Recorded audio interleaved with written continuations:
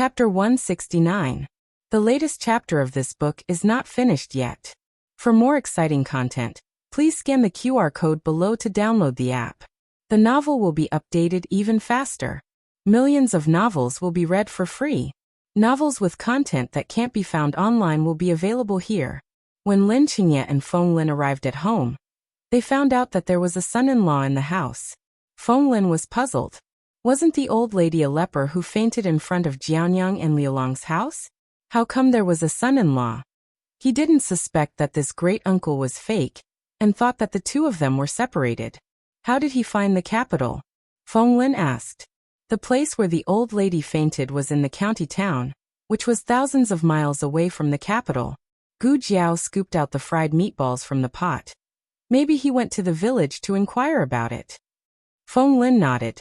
That's true. No matter what, it's good to be able to reunite. Last year, there were Xue Ningxiang and Gouhua in the countryside for the new year. This year there were Lin Qingye, Gu Yan, and the old chancellor. There was only one more person, but it felt more lively. It was mainly because Feng Lin and Gu Jiao were familiar with each other, and became the second loudspeaker spirit in the house after little Jing Kong.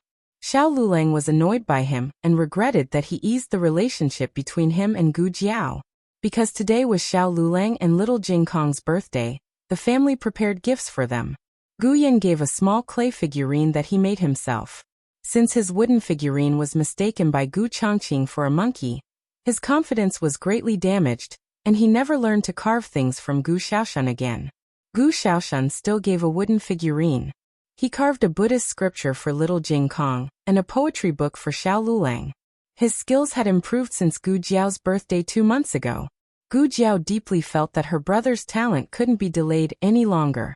After the new year, she would find a reliable carpenter master for him to tutor him after class. The old lady also gave him a purse, and her purse was better than the last time. Great-aunt, you're amazing. Gu Xiaoshan praised.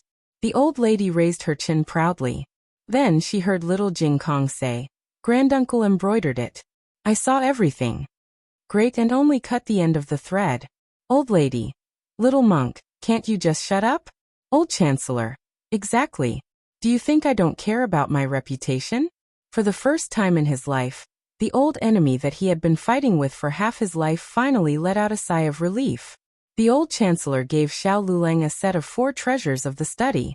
Gu Jiao didn't understand this, but from the look of surprise in Xiao Liulong's eyes, this set of things obviously had a great history. Even though the old chancellor was an honest official and didn't leave behind much money, he was favored by His Majesty and had a lot of royal gifts in his hands. Any one of them would be of extraordinary value. Great-uncle. Granduncle. Little Jing Kong looked at him cutely. The old chancellor's heart almost melted because of his adorableness. Naturally, the old chancellor also prepared a gift for little Jing Kong. He knew that little Jing Kong was learning foreign languages, so he translated a few folk stories into 6 languages, one of which was Sanskrit. The old chancellor was the most knowledgeable person in the whole of Zhao country. This was a fact that even Empress Dowager Zhuang couldn't deny. Moreover, in order to make the reading more interesting, he also drew illustrations. Little Jing Kong fell in love with it at first sight. Feng Lin and Lin Qingye also gave their gifts. When it was Gu Jiao's turn, Gu Jiao gave each of them a box. Little Jing Kong opened it on the spot. It was a set of checkers that Gu Jiao asked someone to custom make for her. There was no glass in ancient times, so she replaced it with iron balls of different colors. She liked to play checkers when she was young, but she didn't know if little Jing Kong liked it. In addition to the checkers, she also folded a few paper cranes by herself, mainly for decoration. Little Jing Kong liked all of them. Other people's gifts were directly placed on the table. Gu Jiao's gift was even packed in a box, so Xiao Lulang didn't open it on the spot. Little Jing Kong didn't open the Shi Yi for Gu Yan's birthday, which made him think about it for a long time. However, there were too many gifts today.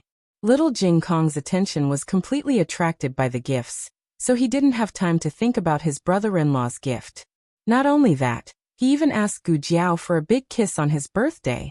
Tonight, Feng Lin and Lin Qingye stayed here to spend the New Year's Eve. Xiao Lulang and little Jing Kong gave up their room for the two of them to stay the night. Little Jinkong was almost caught by his grandaunt and brought to her room. Fortunately, he was quick-witted and shamelessly stayed in Jiao Jiao's room with the excuse that he was the birthday boy, and that he was the most important. He would never know. As soon as he started to snore, his grandmother took him back to her room and used him as a pillow. They didn't really stay up for the whole night. When it was almost midnight, everyone went back to their rooms to rest. Xiao Lulang and Gu Jiao also went back to the east room. The room was not too cold because of the silver charcoal. Gu Jiao made 2 quilts, one for each of them. Xiao Lulang walked in with the box. Gu Jiao looked back at him and asked, "Do you want to sleep?" "Yes." He nodded. Gu Jiao went outside to check the bolts of the front and back doors. When she returned to the room, he was opening her gift. Gu Jiao had never seen that curious and careful look on his face. Not long ago, she felt that he had grown up and was an adult, but now she felt that there was still a child living in his heart. "Do you like it?" Gu Jiao's voice sounded at the door. Xiao Lulang was shocked. He calmed himself down and turned to look at her without changing his expression. "Why is there a checkers set?" "That was an extra set she made." Gu Jiao mainly gave him the clothes that she sewed herself. Gu Jiao blinked and said, "Of course you have something that little Jing Kong has." Xiao Lulang replied with an "oh." Suddenly he became serious. "Why don't I have that one?" "Which one?" Gu Jiao tilted her head and asked. "That one." Xiao Lulang couldn't say the name. Gu Jiao thought about it and replied with an "oh." She wondered why he would make such a request. However, she still walked forward. Under Xiao Liulang's stunned gaze, she leaned over and kissed him on the cheek. Xiao Lulang. Ah. He was talking about the origami crane. Xiao Liulang's entire face turned red, especially the place where Gu Jiao kissed. It was so red that it was almost dripping blood. When they fell asleep, Gu Jiao put out the charcoal fire. The temperature in the room gradually dropped, but Xiao Lulang still felt that his whole body was hot. He lay stiffly next to Gu Jiao. The oil lamp was also put out. A trace of light reflected from the snow came through the window lattice. He opened his eyes wide and couldn't sleep. Because of this sudden kiss, his mind was in a mess. Even the suffocating fire didn't burn in his mind. He turned over to face her and fell into a deep sleep. In the dead of night, the moon was dark and the wind was strong. Everyone fell into a deep sleep. However, a strange figure silently snuck into their house. Gu Jiao was very alert, but she didn't notice that the other party had walked around her bed. He searched a few rooms and finally stopped in front of little Jing Kong's bed. Little Jing Kong had already kicked off the quilt. He was sprawled out on all fours and snoring loudly. The man sat down by the bed. His pair of peach blossom eyes were filled with a smile. First, he pinched his little cheeks, then played with his little feet. Finally, he poked his chubby little belly. "You even said that you've grown taller than the big tree in the yard. I knew you were bragging. Your little arms and legs have become stronger, and your little face has also become chubby. It seems that this family has raised you well. I thought that you would be the same as before, that you would be sent back by the adoptive family in less than a month. Oh, you don't remember, right? When you were 1 year old, you were sent back 3 times. The man hummed and pinched the little guy's little hand. It was very hot, so he didn't pull the quilt to cover him. The man smiled evilly. You've lived here for so long. You should be tired of living here. Call me master, and I'll take you away. Little Jing Kong, master. The man's face changed, and he flew up to the beam. No one could be faster than him in running away. Little Jing Kong turned over and continued to sleep. So it's just sleep talk. The man breathed a sigh of relief. He gently jumped and landed on the ground. This time he didn't dare to say anything more. He left the birthday gift and was ready to leave. Unexpectedly, he inadvertently glanced and saw the old lady beside little Jing Kong. The man narrowed his pair of intoxicating peach blossom eyes. Empress Dowager Zhuang of the Zhao State? Little girl, it's not enough that you provoked Marquis Xuanping's mansion. You even invited Empress Dowager Zhuang to your house? You're playing with fire. Master's disciple can't play with fire with you. As the man spoke, he bent down to hold little Jing Kong. Little Jing Kong, who was sleeping, suddenly raised his little foot and stepped on the man's mouth. The man The man rolled his eyes and stuck out his tongue in disgust. He wished that he could faint on the spot. He used his peerless qinggong and jumped out of the window. However, the moment he landed, he fell flat on his face. Little Jing Kong was so good at wrestling because he learned it from Master. The latest chapter of this book is not finished yet. For more exciting content, please scan the QR code below to download the app. The novel will be updated at a faster rate. Millions of novels will be read for free.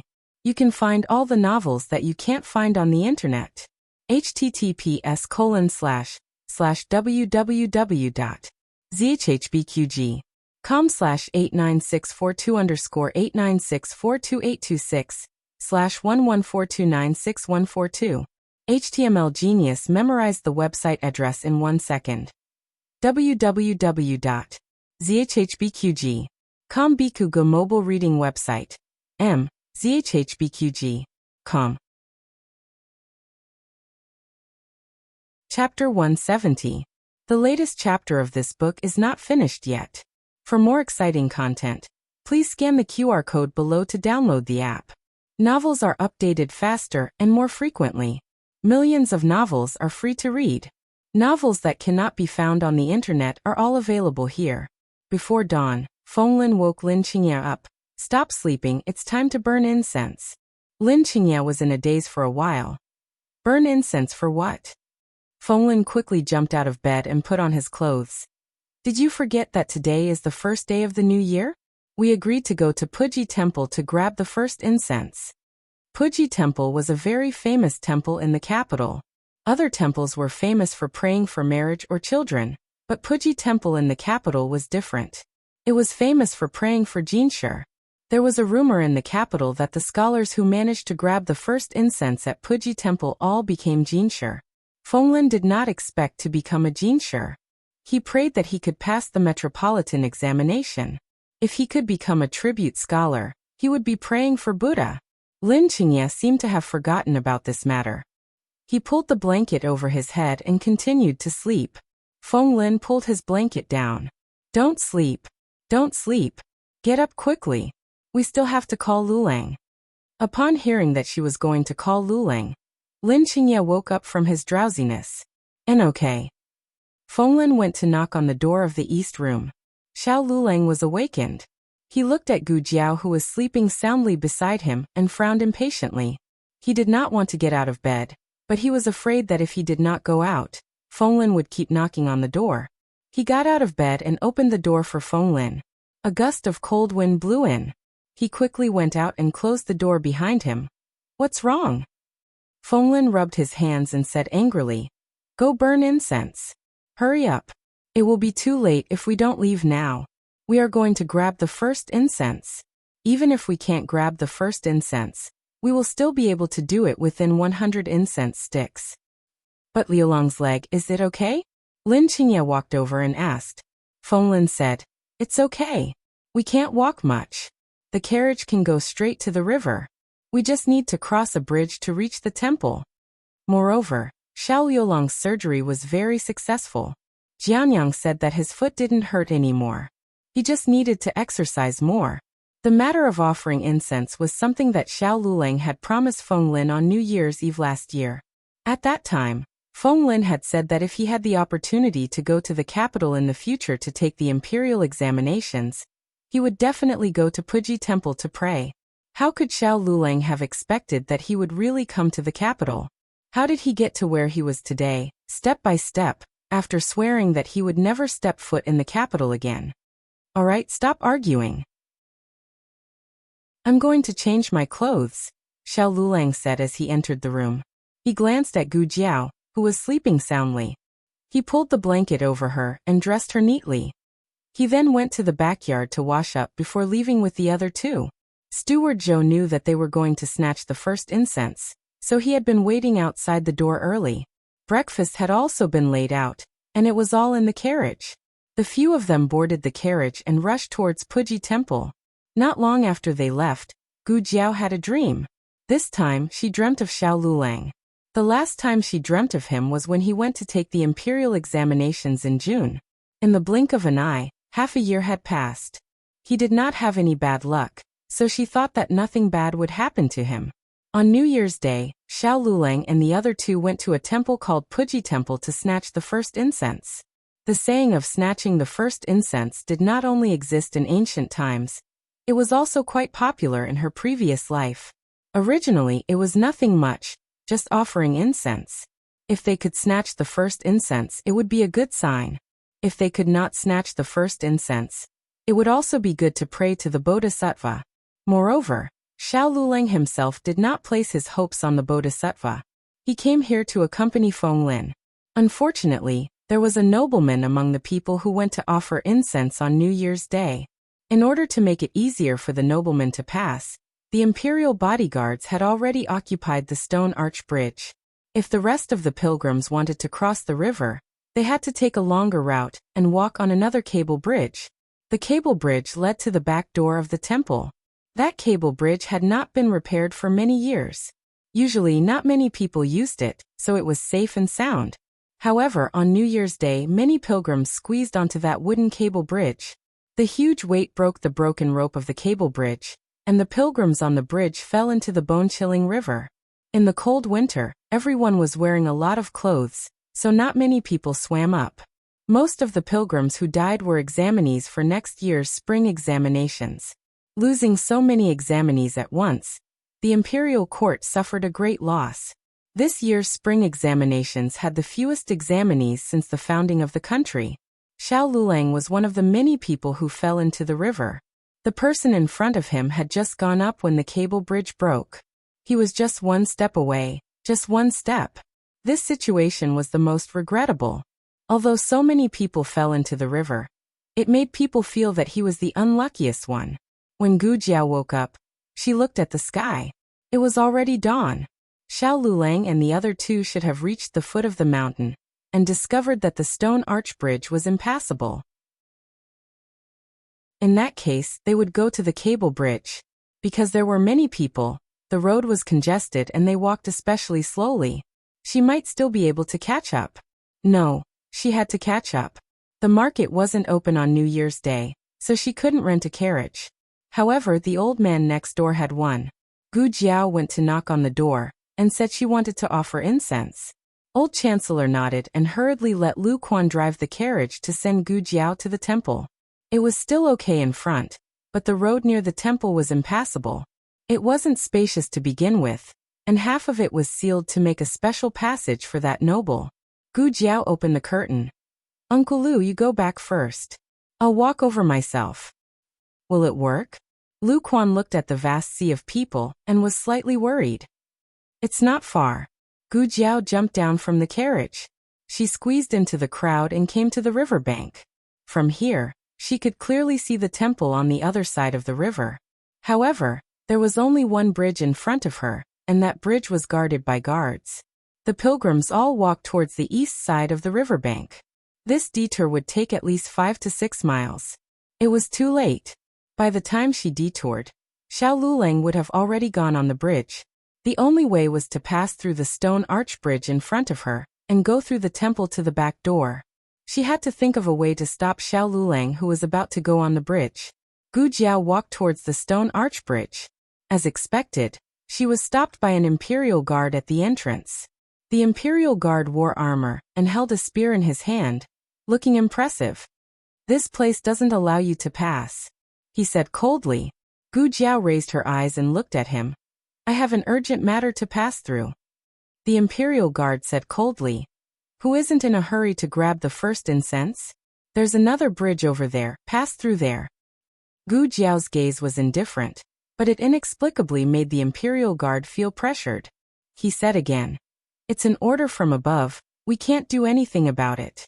Gu Jiao said, "There are too many people over there, the cable bridge will collapse." The imperial guard smiled coldly. "I just walked on that bridge a few days ago, it's very good, how can it collapse?" Originally, Gu Jiao thought that if she didn't go over, they would send people to stop her from going on the bridge. But now it seemed that it didn't make sense at all. Gu Jiao's gaze turned cold. "What if I have to pass through here?"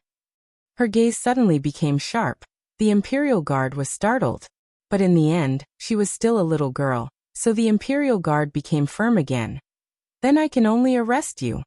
There were a total of 8 Imperial guards at the entrance, and there were 2 Imperial guards every 10 steps on the bridge. The bridge was 30 meters long, and there were Imperial guards standing at the end all the way to the entrance of the temple. There were a total of 100 people. There were probably hidden places in the temple. Breaking through the encirclement of 100 Imperial guards was not an easy thing to do. But this bridge, she had to walk on it today.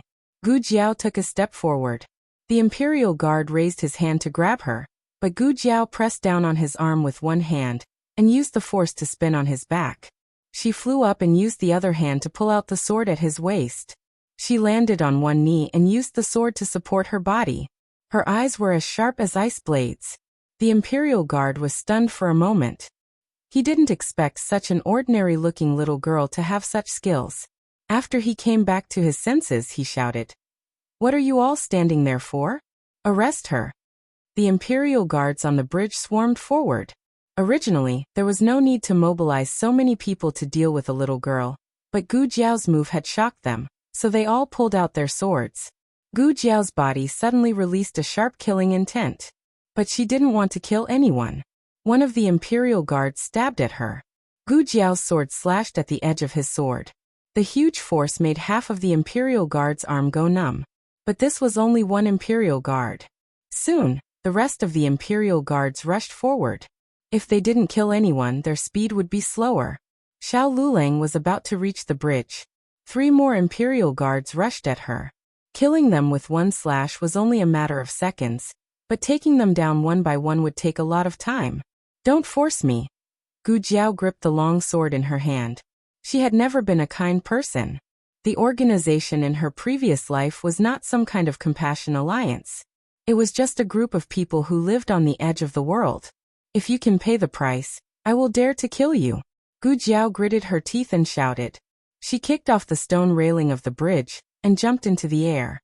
She swung her long sword and the cold light of the sword flashed across her eyes. A powerful murderous aura came from all directions. Seeing that her sword was about to draw blood, a familiar shout came from not far away. "Stop!" Gu Jiao's waist and abdomen tightened. She suddenly stopped in the air and turned her long sword, cutting open the armors of the 3 Imperial guards. The 3 Imperial guards were so scared that their faces turned pale. This move was so fierce that they couldn't fight back at all. If it wasn't for the voice just now, this sword wouldn't have just cut open their armors. Third Princess Consort. Some Imperial guards recognized the woman in luxurious clothes at the entrance. He cupped his hands and bowed to her respectfully.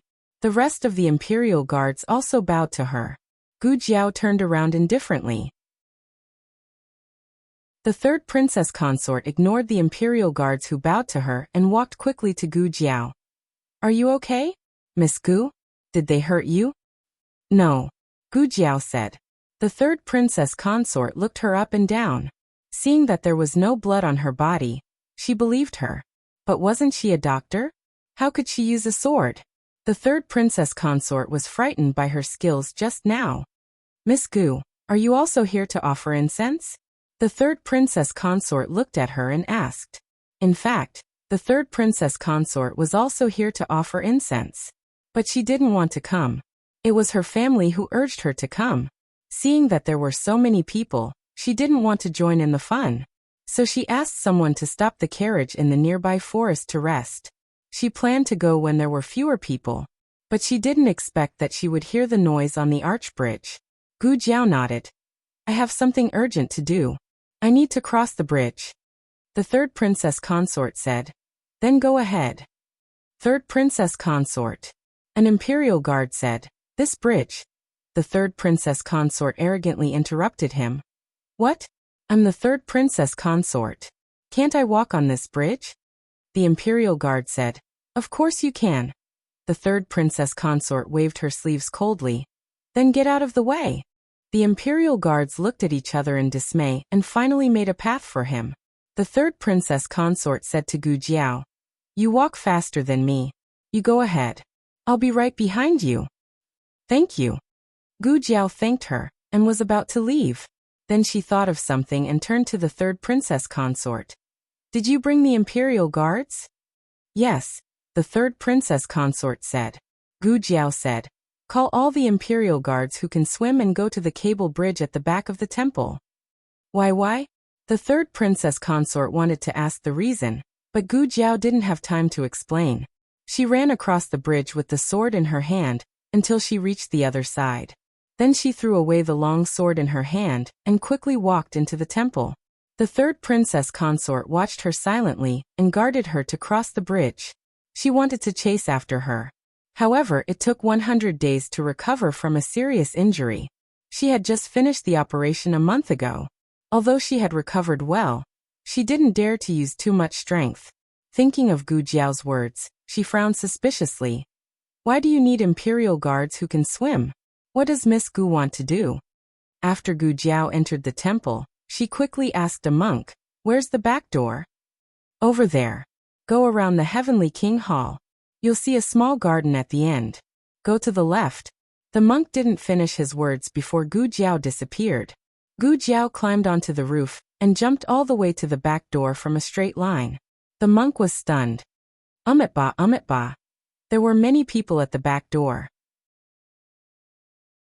Gu Jiao went against the flow and came to the cable bridge. She looked at the rope hanging on the bridge. It was really about to break. She moved a few steps to the side and saw the figure in the crowd. He was about to walk onto the bridge. Gu Jiao shouted, "Don't come over." The cable bridge was full of people. The other end of the bridge was not to be outdone. It was a boiling cauldron of voices. In an instant, the shout from the other side of the bridge was drowned out. However, Xiao Lulang seemed to have sensed something. His heart skipped a beat and he subconsciously raised his head. One of his feet was already on the bridge. He stared blankly at the other side of the bridge. He saw Gu Jiao looking at him anxiously across the mountains and rivers. Gu Jiao was not expressionless, but she rarely had any emotional changes. It was the first time he saw such an anxious look in her eyes. "Don't come over," she said. "Digression, it's the last day of the month. It's time to clear out the monthly votes. Can I vote for Jiao Jiao and Little Jing Kong? Little Jing Kong will send you a flying kiss." Continue reading today. The latest chapter of this book is not finished yet. For more exciting content, please scan the QR code below to download the app. Novels are updated faster and more fully. Millions of novels are free to read. Novels with connotations that can't be found online are all available here. https://www.zhbqg.com/896420_8964226/114269726. HTML Genius memorized the website address in 1 second. www.zhbqg.com Bikugo mobile reading website. zhbqg.com. Chapter 171. The latest chapter of the book is not finished yet. For more exciting content, please scan the QR code below to download the app. Novels are updated at a faster rate. Millions of novels are free to read. Novels with a deeper meaning that can't be found online are all available here. Xiao Lulang retracted his foot from the suspension bridge. "Are you going or not? If you're not, move aside." A burly man behind him rudely pushed Xiao Lulang to the side. "Hey, why are you pushing people? Lulang, hurry up." Feng Lin had already squeezed onto the bridge with the crowd. He thought that Xiao Lulang would follow him onto the bridge, but he didn't expect that his spot would be taken by someone else. He reached out to grab Xiao Lulang, but he couldn't catch him. "You come back too," Xiao Lulang said to him. But it was too late.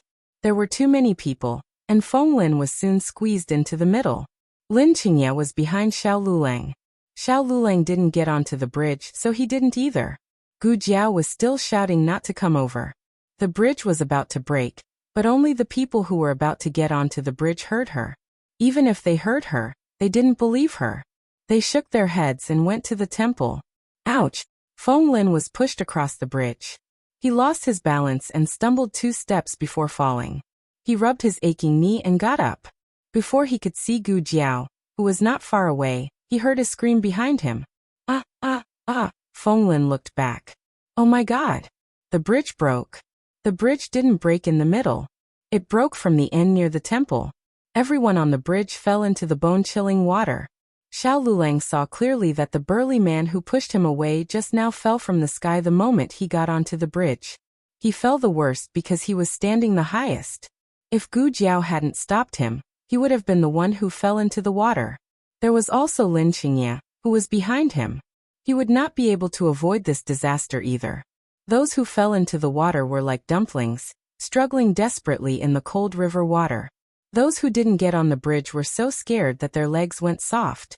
The Holy Land that was illuminated by the Buddha's aura suddenly became a purgatory on earth. Xiao Lulang looked at the slender figure on the other side of the river.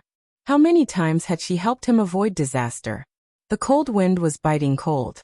Her green clothes fluttered in the wind, her fine black hair fluttering in the wind. In this pure white world, she was like a little fairy that had descended to the mortal world. Gu Jiao came back from the stone arch bridge. Feng Lin followed behind her with a pale face. Really, he was scared to death. If he had been a step late, he would have been the one to fall. Also, he was extremely glad that Lulang and Lin Qingye did not get on the bridge. Otherwise, how could the two of them escape? Thinking of this, Feng Lin's legs felt as though he had done many bad things. He couldn't even walk. Hurry up, Gu Jiao urged. Feng Lin hugged his arms tightly, his voice trembling. She had done what she could, and the rest was not something she could interfere with. Moreover, what did the common people of the world have to do with her? She only cared about that one person. The four of them met up and came to Lin Qingye's carriage. When Steward Zhou saw that the four of them came out safely, he let out a long sigh of relief.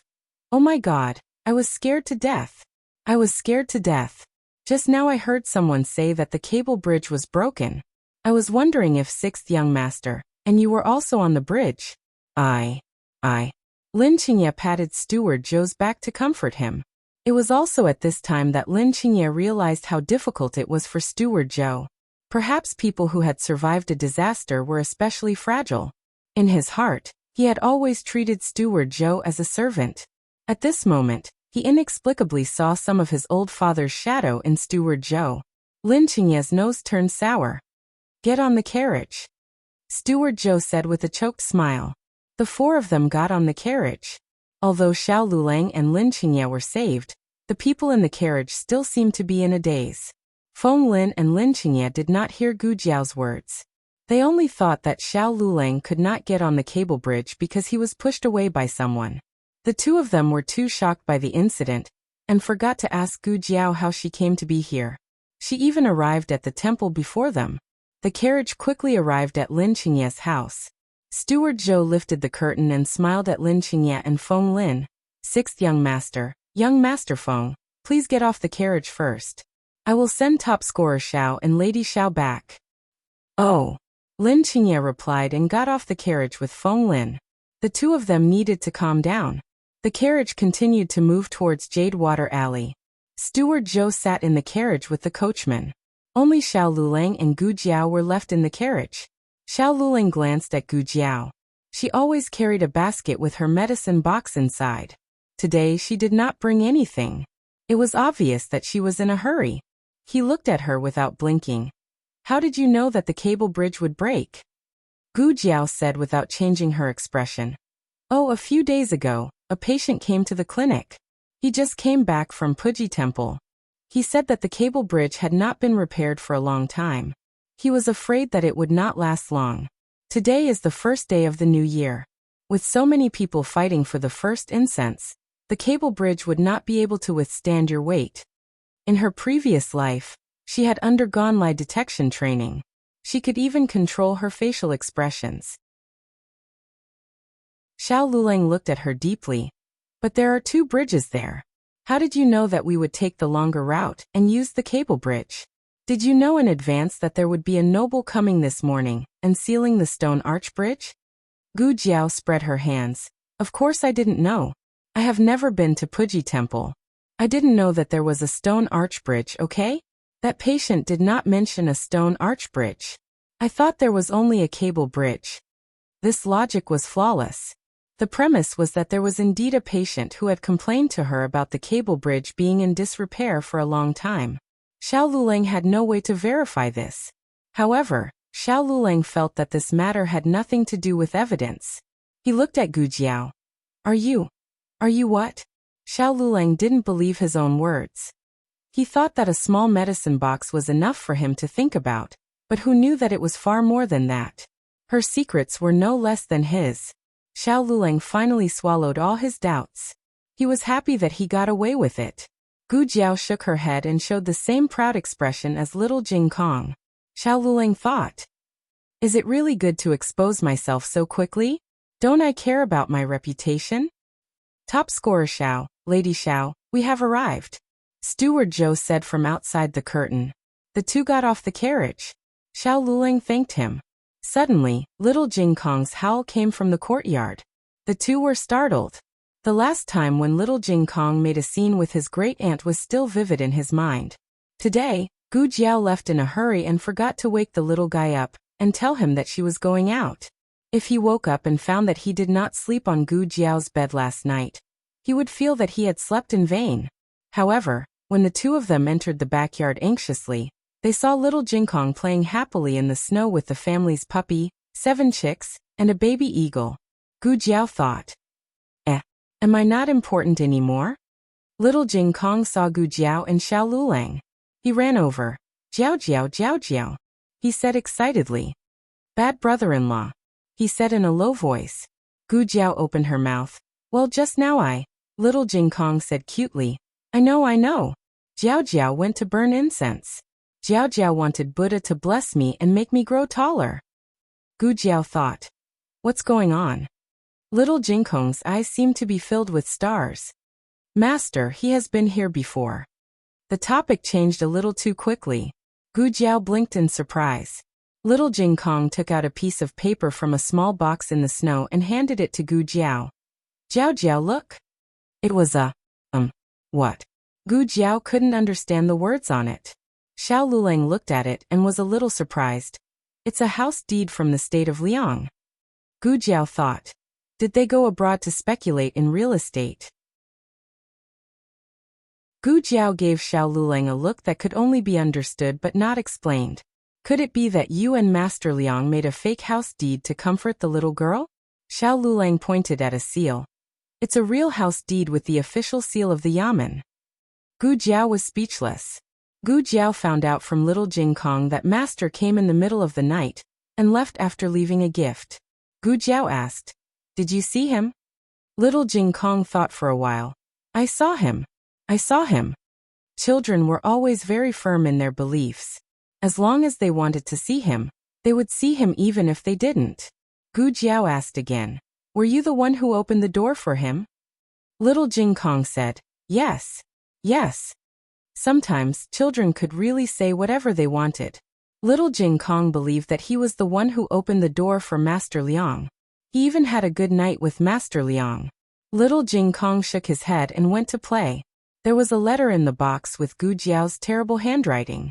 In the letter, she said that she was going to grab the first incense and asked Buddha to bless Jing Kong and make him grow taller.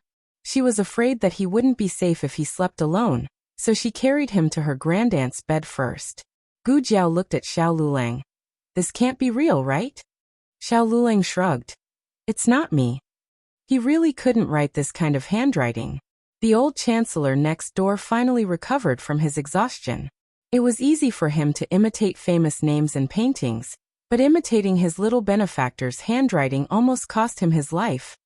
The news of the broken cable bridge was so big that it couldn't be suppressed. It spread to the palace at night. The person who blocked the road was also found out. It was the crown princess. The crown princess spread the news that she was going to Puji Temple to burn incense, so the vice commander of the imperial guards blocked the road, the bridge, and even the streets for her. In the past, this wasn't a big deal. After all, the imperial family couldn't travel without ostentation. As long as nothing happened, everything was fine.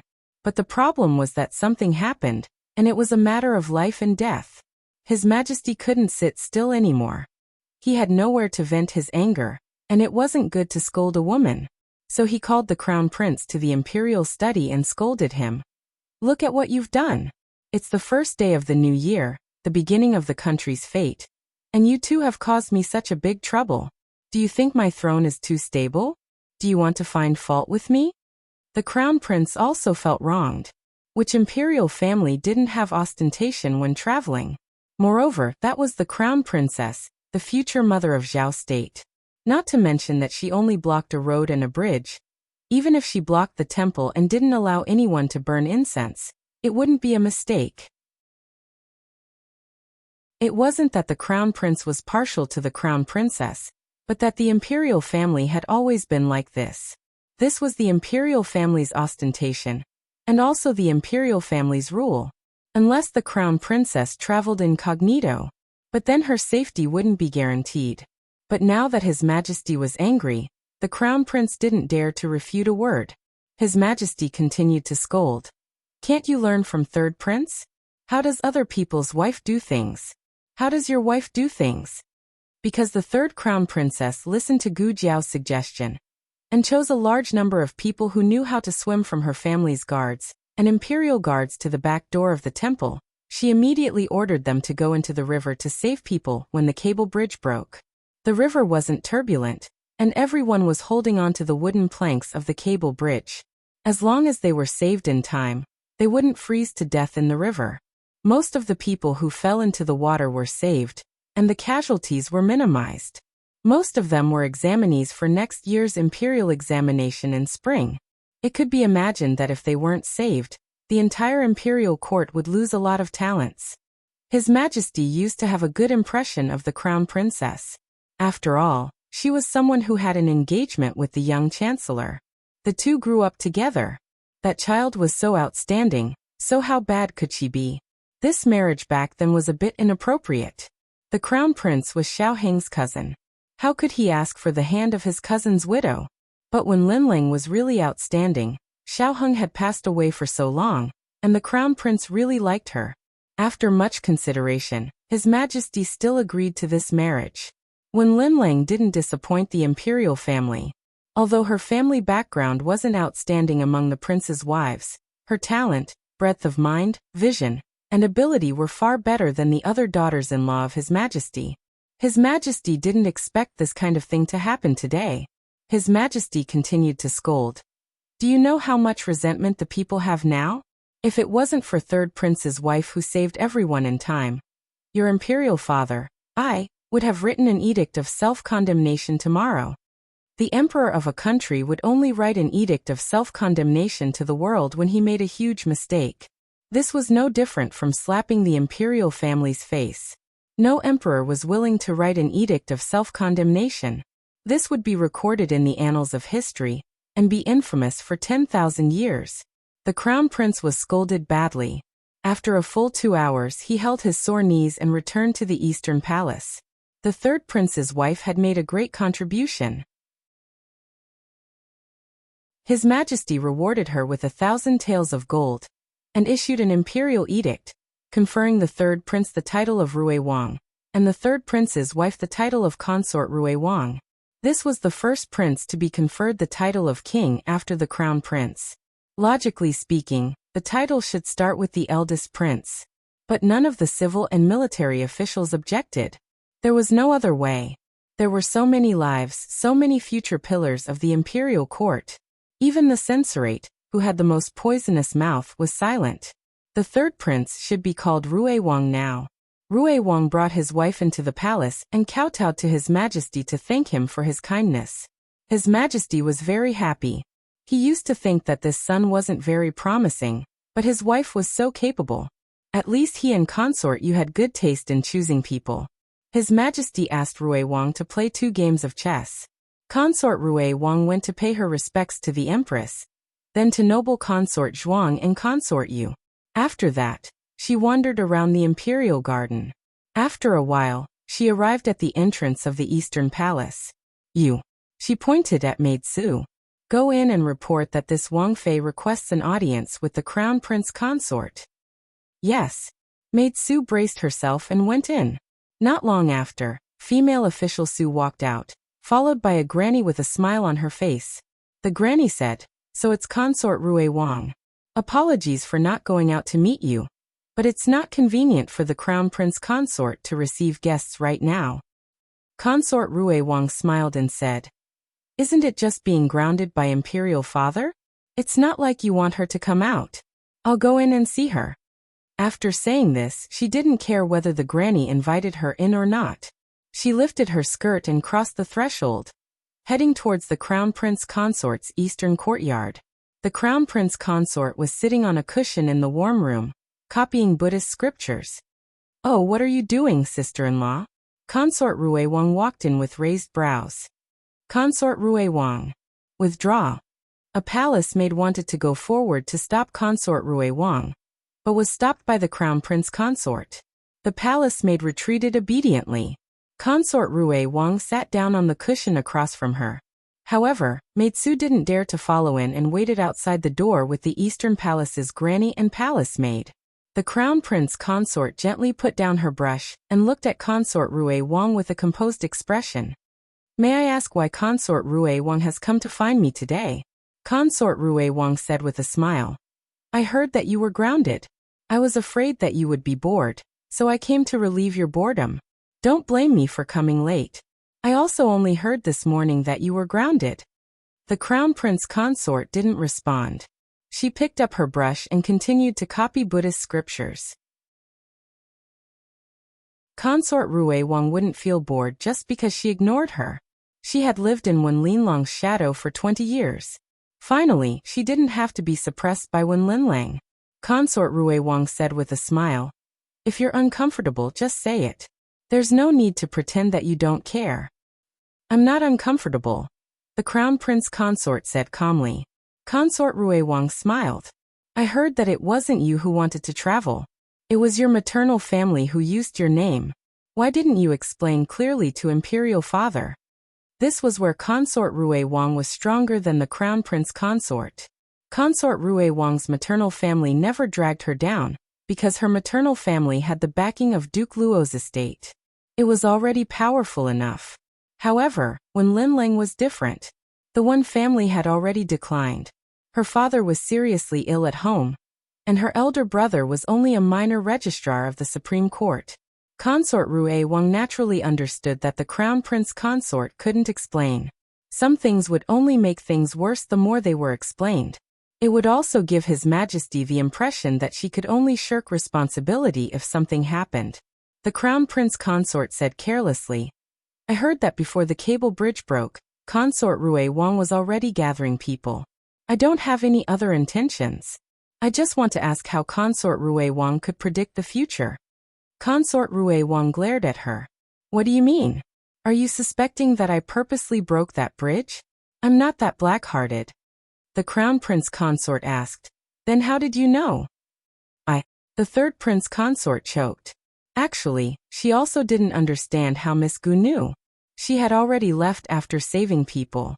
She was also worried that Miss Gu had something to do with the broken cable bridge, so she had never mentioned her to anyone out of caution. The medical center hadn't opened yet, and she didn't know where Miss Gu lived. The Crown Prince Consort pursed her lips and continued to copy Buddhist scriptures. Consort Rue Wang realized that she had been led by the nose and flew into a rage out of humiliation. She quickly regained her senses and said, "Do you think that Imperial Father didn't investigate? That bridge looks like it hasn't been repaired for a long time. You also drove all the pilgrims there. It would be strange if nothing happened." His Majesty did investigate, and there were no traces of tampering. However, the Crown Prince Consort still didn't show the frustration that Consort Rue Wang wanted. Consort Rue Wang narrowed her eyes. It wasn't easy for her to suppress her. How could she not see that dazed look? Consort Rue Wang put her elbows on the table and slowly approached her. "Actually, I just heard about something not long ago. I don't know if it's true, so I came to ask you." The Crown Prince Consort ignored her. Consort Rue Wang said, "I heard that on the night that the young Duke had an accident, he was waiting for you at the Imperial College. If that's true, then you killed him." The Crown Prince Consort's brush made a hissing sound and drew a long ink mark on the paper. Digression. There's still one more update. See you at 8. The latest chapter of this book isn't finished yet. For more exciting content, please scan the QR code below to download the app. Novels are updated at a faster rate. Millions of novels are free to read. Novels with connotations that can't be found online are all available here. https://www.zhbqg.com/89642_8964226/114265647. HTML Genius memorized the website address in 1 second. www.zhbqg.com Bikugo mobile reading website. zhbqg.com. Chapter 172. The latest chapter of this book is not finished yet. For more exciting content, please scan the QR code below to download the app. Novels are updated even faster. Millions of novels are free to read. Novels with content that can't be found online are all available here. The news of the cable bridge collapse quickly spread in the streets. Even the old matriarch and the old chancellor knew about it. However, their child was fine, so the two didn't look into it too deeply. Next month was the spring examination. Although the Imperial College hadn't started school yet, Gu Jiao would urge her husband to study every day. Xiao Lulang, who was pressed into the study, had unspeakable bitterness. On the 10th day of the lunar month, Gu Jiao went to the Marquis's estate. She didn't tell Madame Yao about the shocking events at home. Nanny Fong came to Jade Water Alley every few days, so she knew a bit. Gu Jiao told her not to say anything. Nanny Fong listened to Gu Jiao more and more now, so she really didn't say a word. Madame Yao's condition was good. Gu Jiao thought that if this continued, it wouldn't be long before she could stop taking antidepressants. The flowers in the plum garden have bloomed.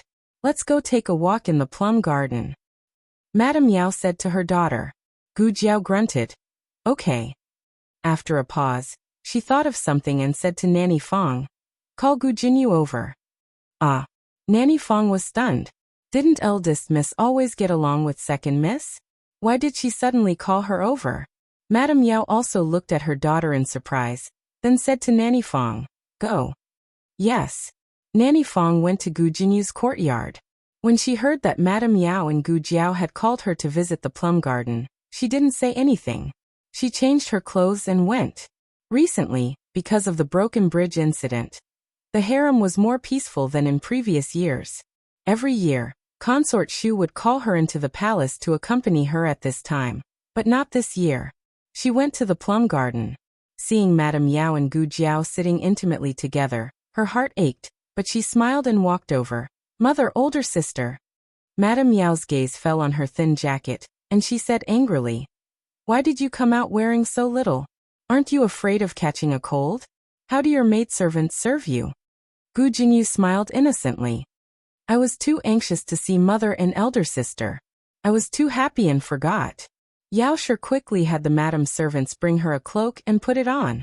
Gu Jinyu looked at Gu Jiao and asked gently, so elder sister likes plum blossoms? Okay. Gu Jiao answered perfunctorily. Gu Jinyu continued, then I'll pluck a few stalks and place them in a vase for elder sister. No need. She didn't really like him. Yao Shi walked for a while before she could no longer continue. Seeing that the two sisters were in a good mood, she said to the two of them, I'm going to sit in the pavilion for a while. You can give me your rewards, don't worry about me. Gu Jinyu thought that Gu Jiao would refuse. After all, Gu Jiao never liked to be with her. But Gu Jiao didn't. Gu Jiao walked forward silently. Gu Jinyu was a little confused. Did this sister take the wrong medicine today? She followed her suspiciously. Gu Jiao walked until they left Plum Garden. Where does elder sister want to go? Gu Jinyu asked with a smile. Just walking around, Gu Jiao said. Mentioning this, Gu Jinyu felt a sense of superiority. Marquis Ding'an's manor is very large. Apparently, it was once the residence of a prince. Later, it was bestowed to grandfather by the previous emperor. Grandfather likes the fish pond in front the most. Does elder sister want to go take a look? Yes. Gu Jiao was surprisingly cooperative. Gu Jinyu was shocked again. She brought Gu Jiao to the pavilion next to the fish pond. There was fish food there all year round. When the masters of the manor came here, they could use it to feed the small fish. But now that the lake had frozen over, it was not easy to feed them. Gu Jinyu, if elder sister likes the manor, you can consider moving back. I can give Qingye Yuan to elder sister. What's over there? Gu Jiao suddenly pointed to the back of the mountain and asked. Gu Jinyu's words were interrupted and she was displeased, but she still patiently replied. It's the back of the mountain. My 3 brothers often go there. Gu Jiao. Who went there today? There was movement in the back of the mountain, but Gu Jinyu could not hear it with her hearing. It seems to be second brother. Gu Jinyu remembered that when she came over from her courtyard, she saw second brother go in the direction of the back of the mountain. Madam is calling for you, Gu Jiao said. Ah. Gu Jinyu looked back. How come I didn't hear it? Gu Jiao's expression did not change. I think I heard it. Gu Jinyu. Then does elder sister want to go back? Gu Jiao. I don't want to. Gu Jinyu. Talking to this person was always enough to anger her to death, even if the other party was not insulting her. Gu Jinyu pinched her fingers and said, Then elder sister, wait for me here. I'll be right back. After Gu Jinyu left, Gu Jiao turned around and went to the back of the mountain. Gu Chengfeng was picking fruits in the back of the mountain. For some reason, Gu Qinglin insisted on eating the wild fruits in the back of the mountain. This kind of fruit was red and slightly smaller than hawthorn. It could be grown in the snow and did not taste good, but Gu Qinglin was a child and loved to eat this kind of strange thing. Gu Qingfeng was picking when he suddenly felt a murderous aura coming towards him. His figure dodged the attack. Then he tapped the ground with the tip of his foot and quickly turned around. When he saw that the person who came was Gu Jiao, his expression instantly froze. Gu Jiao raised her hand and broke off an icicle hanging from a tree branch. It was as long as an arm. She used the icicle as a blade and coldly slashed it at Gu Qingfeng. Gu Qingfeng was vigilant to see if she had attracted anyone else, and almost did not dodge. Gu Jiao did not show any mercy. If not for his good reflexes, his throat would have been pierced by the icicle. What are you doing? Gu Qingfeng gritted his teeth and asked. Gu Jiao weighed the icicle in her hand and fiercely swung it at the other party.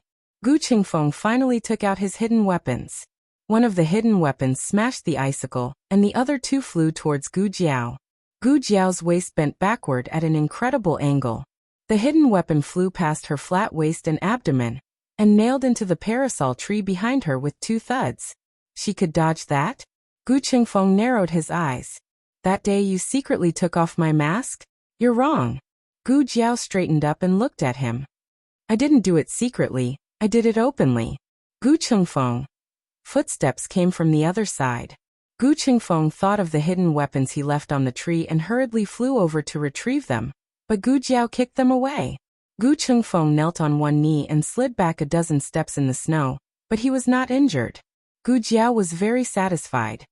You can really take a beating. Gu Qingfeng. The footsteps were approaching.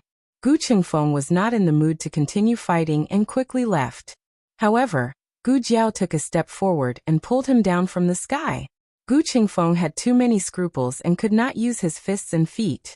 He was pulled into a small wooden house by Gu Jiao. Yao Shi had poisoned concubine Mother Ling in this room. The person who came was Gu Changqing. He heard the noise at the back of the mountain and came to check it out. But there was no one. But there were footprints on the snow and traces of a fight. He did not find the hidden weapons on the Chinese parasol tree for the time being. Gu Qingfeng looked at him nervously and cold sweat appeared on his forehead. I'll give you a chance. Gu Jiao crossed her arms. Answer my question. Otherwise, I can save you and bury you again. Ha, if you had the ability, why didn't you do it earlier? I dare to do it, but do you? Gu Qingfeng choked. He looked at Gu Changqing who was investigating in the snow. What do you want to know? Gu Jiao asked. There's a person called a Hung in the Xianping Marquis residence.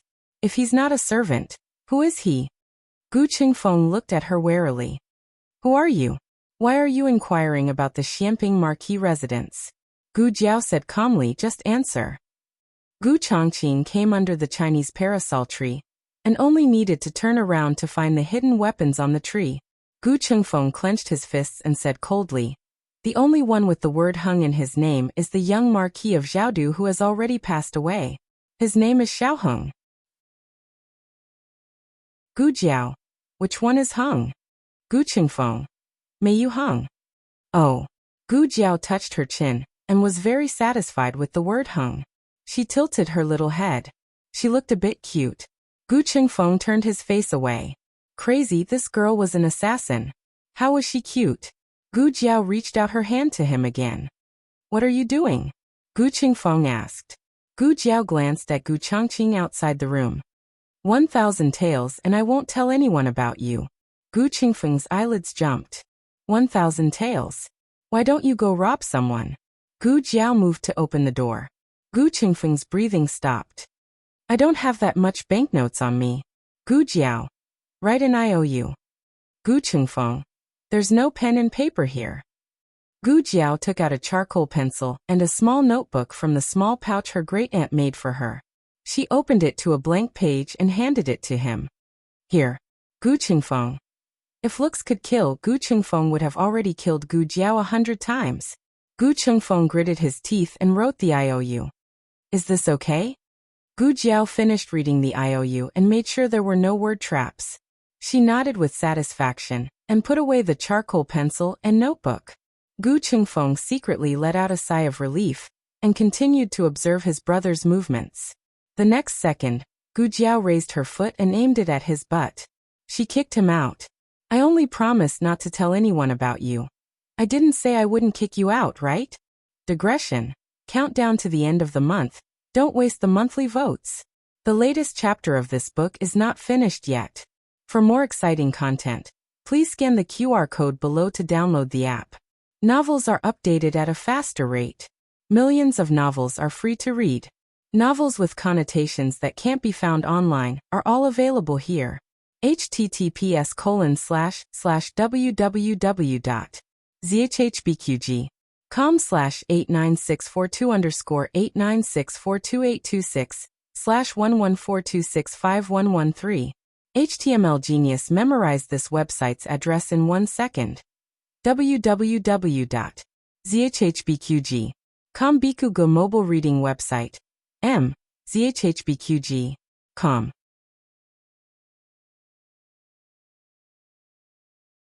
Chapter 173. The latest chapter of this book is not finished yet. For more exciting content, please scan the QR code below to download the app. Novels are updated faster and more fully. Millions of novels are free to read. Novels with content that can't be found online are all available here. Gu Chengfeng stumbled out and fell into the snow, falling at Gu Chongqing's feet. Gu Chongqing. Gu Chengfeng. Gu Chengfeng was too careless. He didn't expect that girl to be so despicable. She took his IOU and kicked him out. Gu Chongqing frowned and looked strangely at his brother lying on the ground. "What are you doing?" As soon as he said that, Gu Jiao walked out of the wooden house. Gu Chongqing's expression became even more strange. Gu Chengfeng had never been schemed against like this before, nor had he been so humiliated. This girl, was she taking revenge for that day when he schemed against her? Gu Chengfeng got up from the snow angrily. He glanced at Gu Jiao and said angrily, "It's nothing. I accidentally fell." Gu Chongqing asked, "Why are you here?" Gu Chengfeng said, "I came to pick fruits for third brother." There was indeed a basket on the ground and scattered red fruits.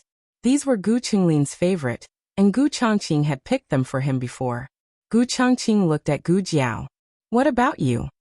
"Passing by," Gu Jiao said. "Passing by?" Gu Chongqing looked at the traces of a fight in the snow and thought that the two of them might have fought before.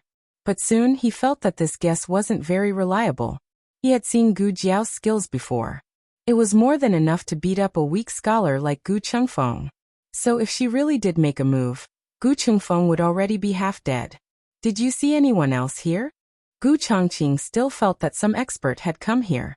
Gu Chengfeng decisively denied. "No." Gu Jiao came to the bottom of the wutong tree, one hand slowly reaching for the hidden weapon on the tree. and the corner of his lips curled up sinisterly. Gu Qingfeng's eyebrows jumped. 1,000 taels. Gu Chongqing frowned and looked at his younger brother. What did you say? What 1,000 taels? Cold sweat broke out all over Gu Qingfeng's body.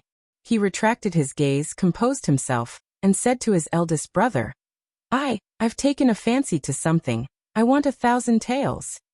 What's so expensive? Gu Chongqing asked. Their family didn't lack money, and he never mistreated his two younger brothers in terms of basic necessities. However, there was a limit to everything, and they couldn't be too extravagant. Gu Qingfeng opened his mouth and said with a calm expression, It's an antique painting. Gu Jiao pulled out the hidden weapon and put it in his pocket. Soon, she looked at the second hidden weapon and smiled evilly.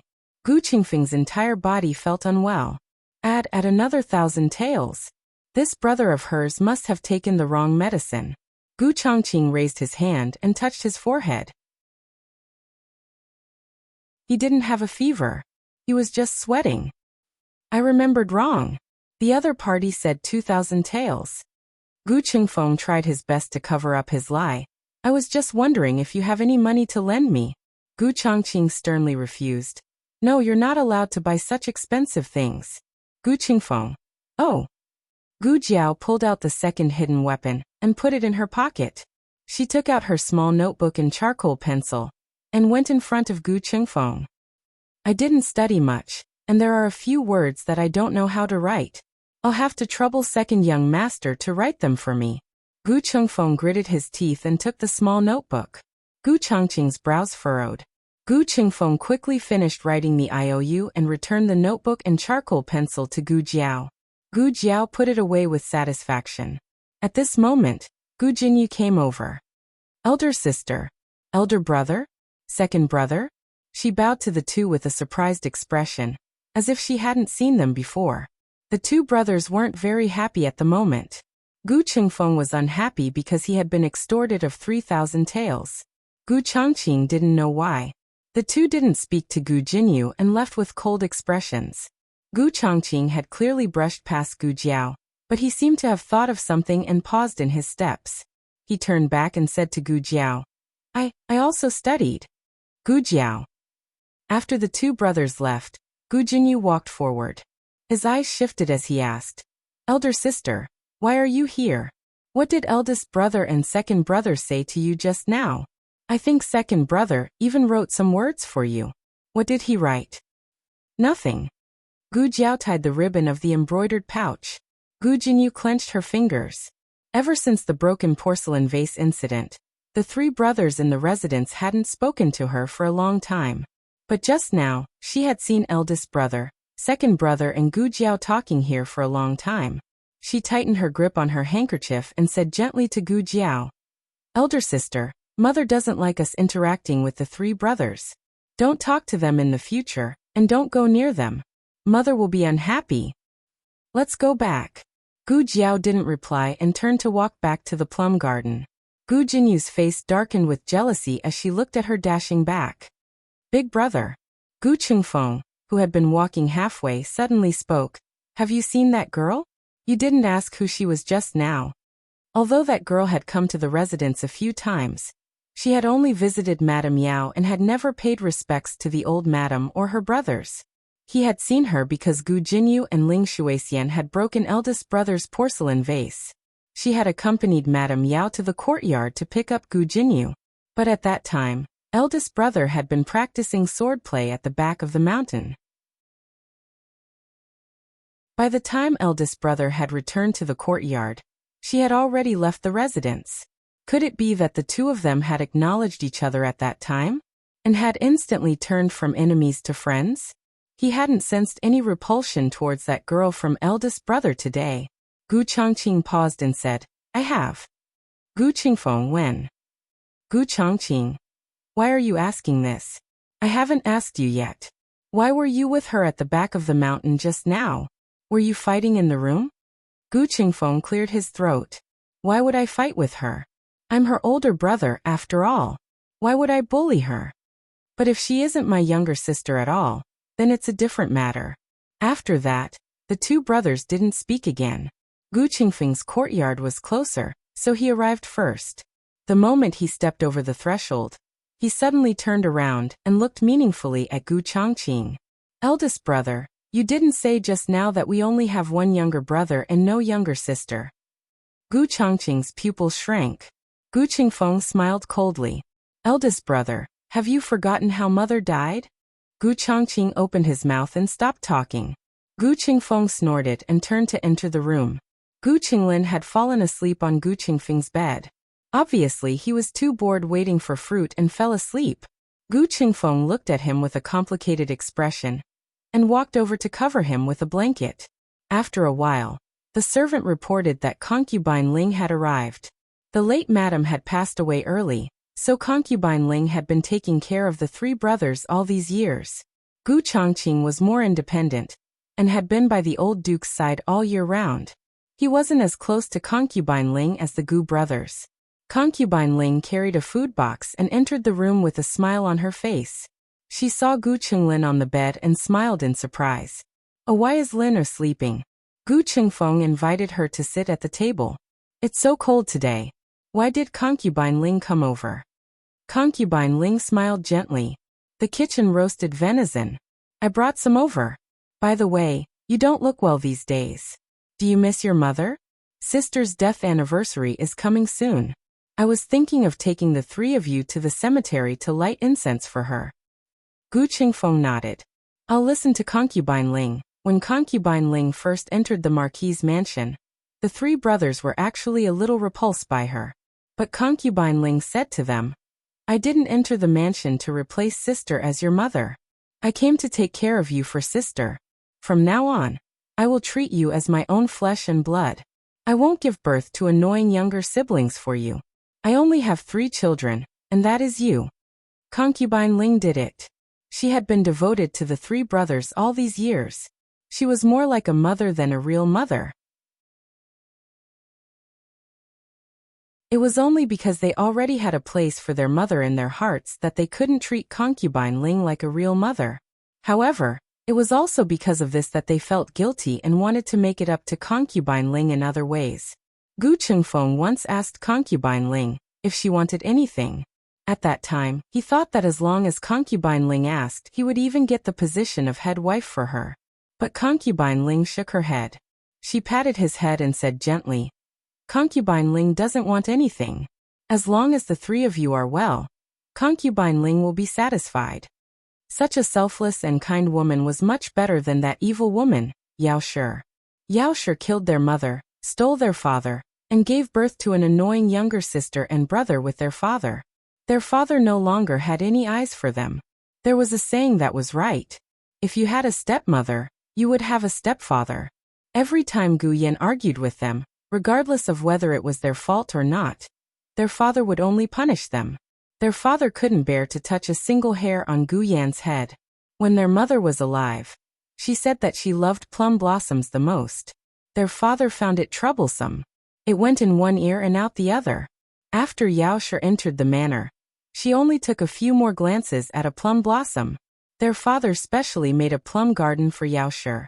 Towards Yao Shi and her child, Gu Qingfeng was both jealous and hateful.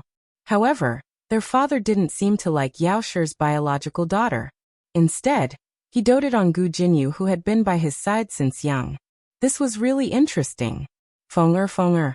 Concubine Ling called out to him. Ah. Gu Qingfeng came back to his senses. Concubine Ling smiled.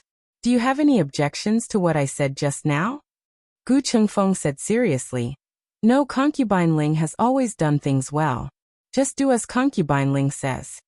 Concubine Ling stood up and said gently, Okay, then I'll get someone to prepare the offerings. This was a great opportunity to take back her position. She would definitely do it beautifully. The latest chapter of this book is not finished yet. For more exciting content, please scan the QR code below to download the app. Novels are updated at a faster rate. Millions of novels are free to read. Novels with connotations that can't be found online are all available here. https://www.zhhbqg com/89642_896422826/114233364. HTML Genius memorized the website address in 1 second. www.zhhbqg.com Bikugo mobile reading website. zhhbqg.com.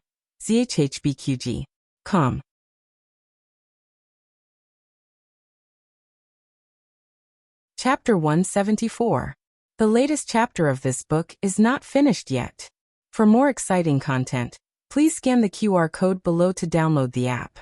Novels are updated faster. Millions of novels are free to read. Novels with content that can't be found online are all available here. In Gu Chongqing's study, the candlelight flickered. A secret guard entered in a flash and bowed to him with cupped hands. "Your Highness." Gu Chongqing's face was hidden in the dark, and his entire person seemed cold. He looked at the shadow guard. "How is the investigation going?" The shadow guard bowed. We haven't found them." Gu Chongqing's thick brows furrowed. "Not a single one? Back then, my mother had at least 7 or 8 servant girls and 4 or 5 nannies in her room. How come we can't find them?" This was really strange. Just like the servants that accompanied Yao Shi when she gave birth, they had all disappeared. Yao Shi didn't have many servants with her when she gave birth. There were 2 young servant girls and an old nanny. The old nanny had passed away, and the young servant girls had married far away and couldn't be found. Yao Shi didn't have a high birth, so her servant girls didn't have a strict background. However, Madame Lingling's servants had all been carefully selected and could be traced back to the previous 3 generations. It was impossible for them to disappear without a trace. The shadow guard said, "Those were the servants that the previous madam brought over from her maternal family. If we really want to investigate, we have to start with the Ling family." However, the Ling family was Gu Chongqing's tenant. He had always trusted them. If he really wanted to investigate, he couldn't get over it. "Investigate," he said. The shadow guard was startled. "Gu Chongqing said seriously, "I need the truth." The shadow guard looked deeply at the heir and bowed. "Yes." After the shadow guard left, Gu Chongqing took out the evidence from that year. The letter that Yao Shi had written to Marquis Gu. The letter said that Madame Lingling's illness wouldn't last much longer. When would Marquis Gu marry her? She didn't have a high birth. If this marriage wasn't settled early, there might be changes in the future. The meaning of the letter was that the 2 already had an affair, and it was taking advantage of Madame Lingling's illness, and Yao Shi coming to take care of her. If a person really did that, then she must be a scheming and vicious woman. But if she wasn't, then what kind of terrifying existence was the person who forged this letter? Moreover, it was not just the letter. Someone had personally seen Yao Shi enter Marquis Gu's study. Did the witness make a mistake, or was he instructed by someone who could order the servants around Madame Ling Jr.? Gu Chongqing's heart was in a mess. He got up and put the letter back into the box. He opened the door of the study and walked out. Light shui floated outside. He mounted his steed and left the Marquis estate, galloping in the wind and snow. He didn't deliberately think about where to go, but the horse stopped in front of the house in Jadewater Alley. The gate of the house was open, and lanterns were lit in the hall and in the courtyard. From his point of view, he could see several children sitting in the snow, unafraid of the cold. They seemed to be playing cards of leaves. Gu Yan's face was covered with drawings of turtles and tortoises, and there were also quite a few stickers. Little Jing Kong's face was very clean, and there was nothing on it. There was also a young boy of 13 or 14 years old. Gu Chongqing had been here before and he had taken care of Gu Yan for a night. But at that time, Gu Xiaoshan also had a pox and was recuperating in the room. So they didn't meet each other. But this didn't prevent Gu Chongqing from guessing his identity. Gu Xiaoshan had also lost many times when playing cards of leaves, so his face was also covered with drawings of turtles and tortoises. The old lady held the jar of candied plums and walked over while eating. She touched the 3 children's heads one by one to make sure they weren't frozen. Then she continued to eat her candied plums. Gu Chongqing looked at this scene, but he didn't understand. Gu Xiaoshan was the child of Gu Jiao's adoptive parents, and little Jing Kong was a little monk adopted from the mountain. Neither of them had any blood relationship with Gu Jiao. but their status in the family was the same as Gu Jiao and Gu Yan. Could it be that they could get along so well even if they weren't their own children? Brother Yan, you cheated again. Gu Yan stole a card and was caught red-handed by little Jing Kong. I didn't. Gu Yan denied seriously. Then what's this? Little Jing Kong decisively found the leaf card that Gu Yan had stuffed in the snow. Gu Yan acted shamelessly. How would I know? I didn't hide it. It's you. It's you. I saw it. The little boy was so angry that he climbed up the stool, put his hands on his waist and stomped his feet. He even jumped up. The two of them quarreled fiercely. Their pets also started to quarrel, and the yard was in a mess. Suddenly Gu Xiaoshan looked at the door. Is there someone here? The two of them stopped quarreling and looked at the door together. Gu Chongqing was originally watching quietly from the side, but he was so engrossed that he actually stood at the door. It was too late to avoid him. The two of them saw him. Wow. Big brother. Little Jing Kong instantly forgot about his unhappiness just now. He jumped down from the stool and ran towards Gu Chongqing. Gu Yan wanted to go over too, but he suddenly thought of something. He threw away the leaf card in his hand and pulled the paper off his face in a flurry. After that, he remembered that he had drawn a turtle on his face. He pasted the paper on his face again in despair. Big brother. Make a fortune. Make a fortune. Little Jing Kong cupped his hands and politely wished him a happy new year. Since all the neighbors said that when they came to visit, he learned how to do it. Gu Chongqing's gaze softened. What are you doing? Little Jing Kong said. Playing the leaf card. Great Aunt taught him. Old Madame Yang said. Little Jing Kong, who is it? Little Jing Kong turned around and said, It's Big Brother. Old Madame Yang knew who it was and said, Come in and have dinner with us. Her voice was not loud, and her tone was not harsh, but there was an irresistible aura about her. Gu Chongqing hesitated for a moment. He did not think of visiting, so he did not bring any gifts. It did not seem appropriate to do so during the new year. Why are you still standing there? Come in. Old Madame Yang said. Yes. Gu Chongqing walked in. He first greeted old Madame Yang. Strangely, he greeted her as a ruler and his minister. Even he himself was stunned by his own subconscious action. Fortunately, old Madame Yang and the others did not mind. Gu Yan lowered his head so that old Madame Yang could not see the turtle on his face. Gu Chongqing looked at Gu Yan's timid look and could not help but chuckle. Hearing his laughter, Gu Yan's entire body felt unwell. She decisively turned around in the snow and turned her back to him, giving him a big look at the back of her head. The old chancellor took Xiao Lulang to visit his critically ill old friend. Dinner was prepared by Gu Jiao. It was not as lavish as the Lord Protector's mansion, but it tasted different from when they were young. The atmosphere at the dinner table was not so serious, and the family ate happily. Gu Chongqing even regretted not staying the previous 2 times. After dinner, little Jing Kong asked him, Big brother, do you want to play cards? I don't know how to play. Gu Chongqing grew up under the strong pressure of old Marquis Gu. The path of growth was very strict, and playing had nothing to do with him. In his mind, he should not play and could not play. Otherwise, he would not be a qualified successor. Little Jing Kong tilted his head and said, It's okay, Great Aunt can teach you. Great Aunt is awesome. The 3 of them were all taught by Great Aunt. Little Jing Kong was the smartest one.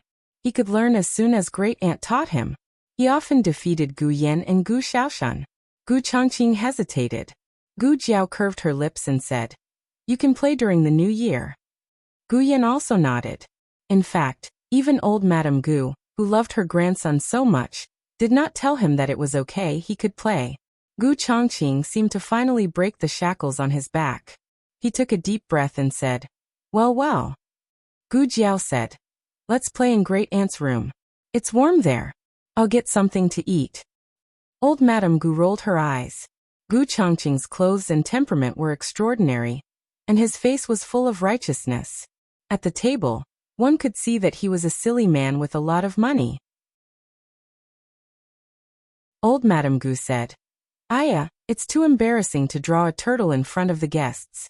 Give me 10 copper coins, the smallest one.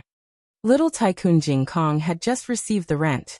There was a lot of money, so there was no pressure at all. Gu Xiaoshan also had some New Year's money from Gu Jiao.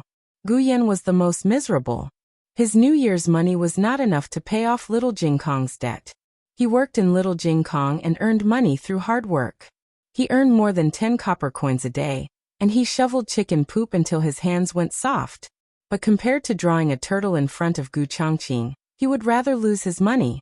At most, he would owe little Jing Kong another debt, and have to shovel chicken poop for him for a few more days. Little Jing Kong. Friendly reminder, your shoveling of chicken poop is scheduled until next year. I really don't know how to. Gu Chongqing blushed with shame. Old Madame Gu never allowed him to lose his will to play games. He didn't even know the leaves and took a long time to figure out which one was which. If I don't play well, please don't mind. In the end, he defeated little Jing Kong in a second. Little Jing Kong. After playing a few more rounds, Gu Chongqing was still in a state of ambiguity about the rules. Was it better to play this or that? How about this? Then he played a card and the whole place was bombarded. He himself was baffled by his win. Old Madame Gu was the gambling king of Clearwater Alley. No one in the neighborhood could win money from her. Old Madame Gu didn't believe in heresy, and went up to play around. In the end, she was beaten by Gu Chongqing. Old Madame Gu's face was as black as charcoal. Gu Chongqing was embarrassed. No. I really didn't do it on purpose. I won't play this, I'll change to another card.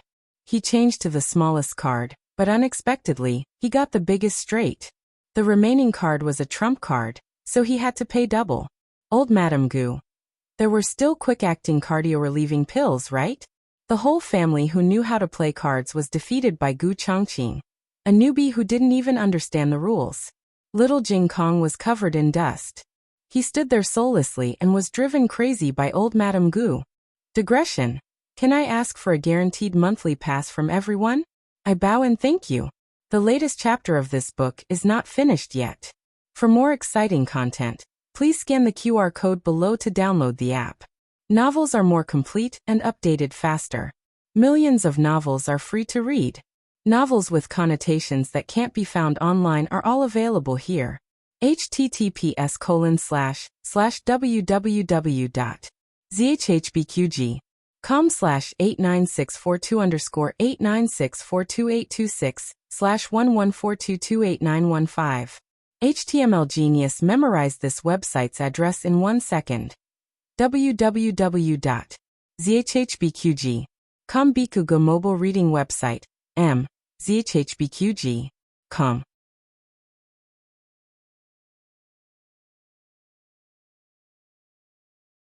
Chapter 175. The latest chapter of this book is not finished yet.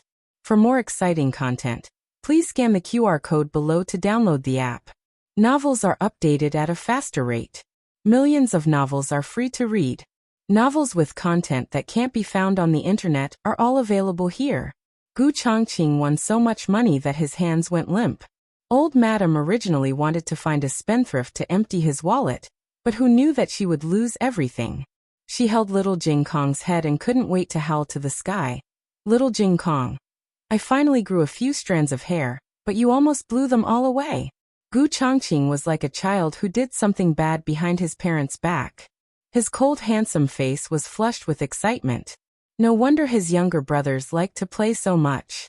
It was really interesting. Of course, he enjoyed the process, not the money he won. It was already embarrassing to come empty-handed. How could he take away the money? But old Madame was a gambler. She could afford to win and lose, so she was determined not to accept Gu Chongqing's return bet. Gu Chongqing thought for a while, and wrapped the money as New Year's money for the children. Gu Jiao looked at the crushed money in her hand and asked doubtfully, I have one too. Yes. Gu Chongqing nodded. In his eyes, Gu Jiao and Gu Yan were the same age and were both children. If Gu Yan had one, then she would naturally have one too. Gu Jiao, who had always given out New Year's money to her family, received it for the first time. Actually, most of the money came from old Madame. She gave out the most money today, and lost the most. Although she also received a red packet from Gu Chongqing, she couldn't make ends meet. Old Madame went back to the house and sharpened her kitchen knife. It was time to rob the private stash again. Old Chancellor in the carriage suddenly shivered and felt a chill down his spine. The old friend that the old Chancellor brought Xiao Lulang to visit was surnamed Feng. He was once a third-rank Honglu Temple official, which was on par with the Chancellor of the Imperial College. Of course, the old Chancellor was the one who was more respected in front of His Majesty. The old Chancellor was more proficient in the study of the dark side of officialdom. He was good at suppressing his opponents and pleasing His Majesty. He even made His Majesty feel that he was a scholar. He really hid it well. Elder Feng was a scholar who was truly devoted to academics. Honglu Temple was the Foreign Affairs Department of Zhao Country. Old Feng had become the minister of Honglu Temple, with his absolute strength. He was proficient in 6 languages and more than 30 minority dialects. He was a treasure in the language field. His achievements were far more than that. If one were to count them in detail, it would take more than 3 days and 3 nights to finish. It was just that he was too straightforward and simple-minded. He was not suitable for the treacherous officialdom. There was a year when he was framed and was almost charged with treason. It was the old Chancellor who thought of ways to protect him, but both he and the old Chancellor were deeply aware that the officialdom wasn't suitable for him. Thus he resigned from his position and devoted himself to academics at home. He had traveled to the great rivers and mountains of the 6 countries. He had been to the farthest desert, and climbed the most dangerous Gobi Desert. He was very poor all his life. In order to make a living, his wife had pawned her dowry. To Zhao Country, it was a blessing and a fortune for him. But to his wife, marrying such a husband was a lifetime of sorrow. Elder Feng had 3 sons, but they were all mediocre. Of course, it was also possible that Elder Feng only cared about his academics and neglected to nurture his children. Elder Feng felt that he didn't have much time left, so he wrote a letter to the old Chancellor. He wanted to ask him to help find a suitable successor. After thinking about it, the old Chancellor brought along Xiao Lulang.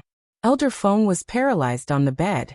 When he heard the footsteps, he said with a hoarse voice, "Brother, you're here?" The old Chancellor said to Xiao Lulang, "Wait for me outside for a while." Xiao Lulang agreed. The old Chancellor stepped into the room. I'm here. How do you feel today?" Elder Feng's speech was actually not very smooth. He had difficulty pronouncing the words, but his complexion was very rosy, much better. The old Chancellor sat down on the chair in front of the bed. "I think so too. In another 2 days, you will be able to get out of bed." Elder Feng shook his head slightly. "My lifespan is coming to an end. I know what to do." The old Chancellor sighed secretly. A person who couldn't even speak much suddenly became so energetic. Who wouldn't understand what was going on? "Did you bring the person?" Elder Feng asked. "Yes, he's my disciple." The old Chancellor took a look at him and said, "This time, I had to bear the pain and give up my disciple." "That one with the surname Li?"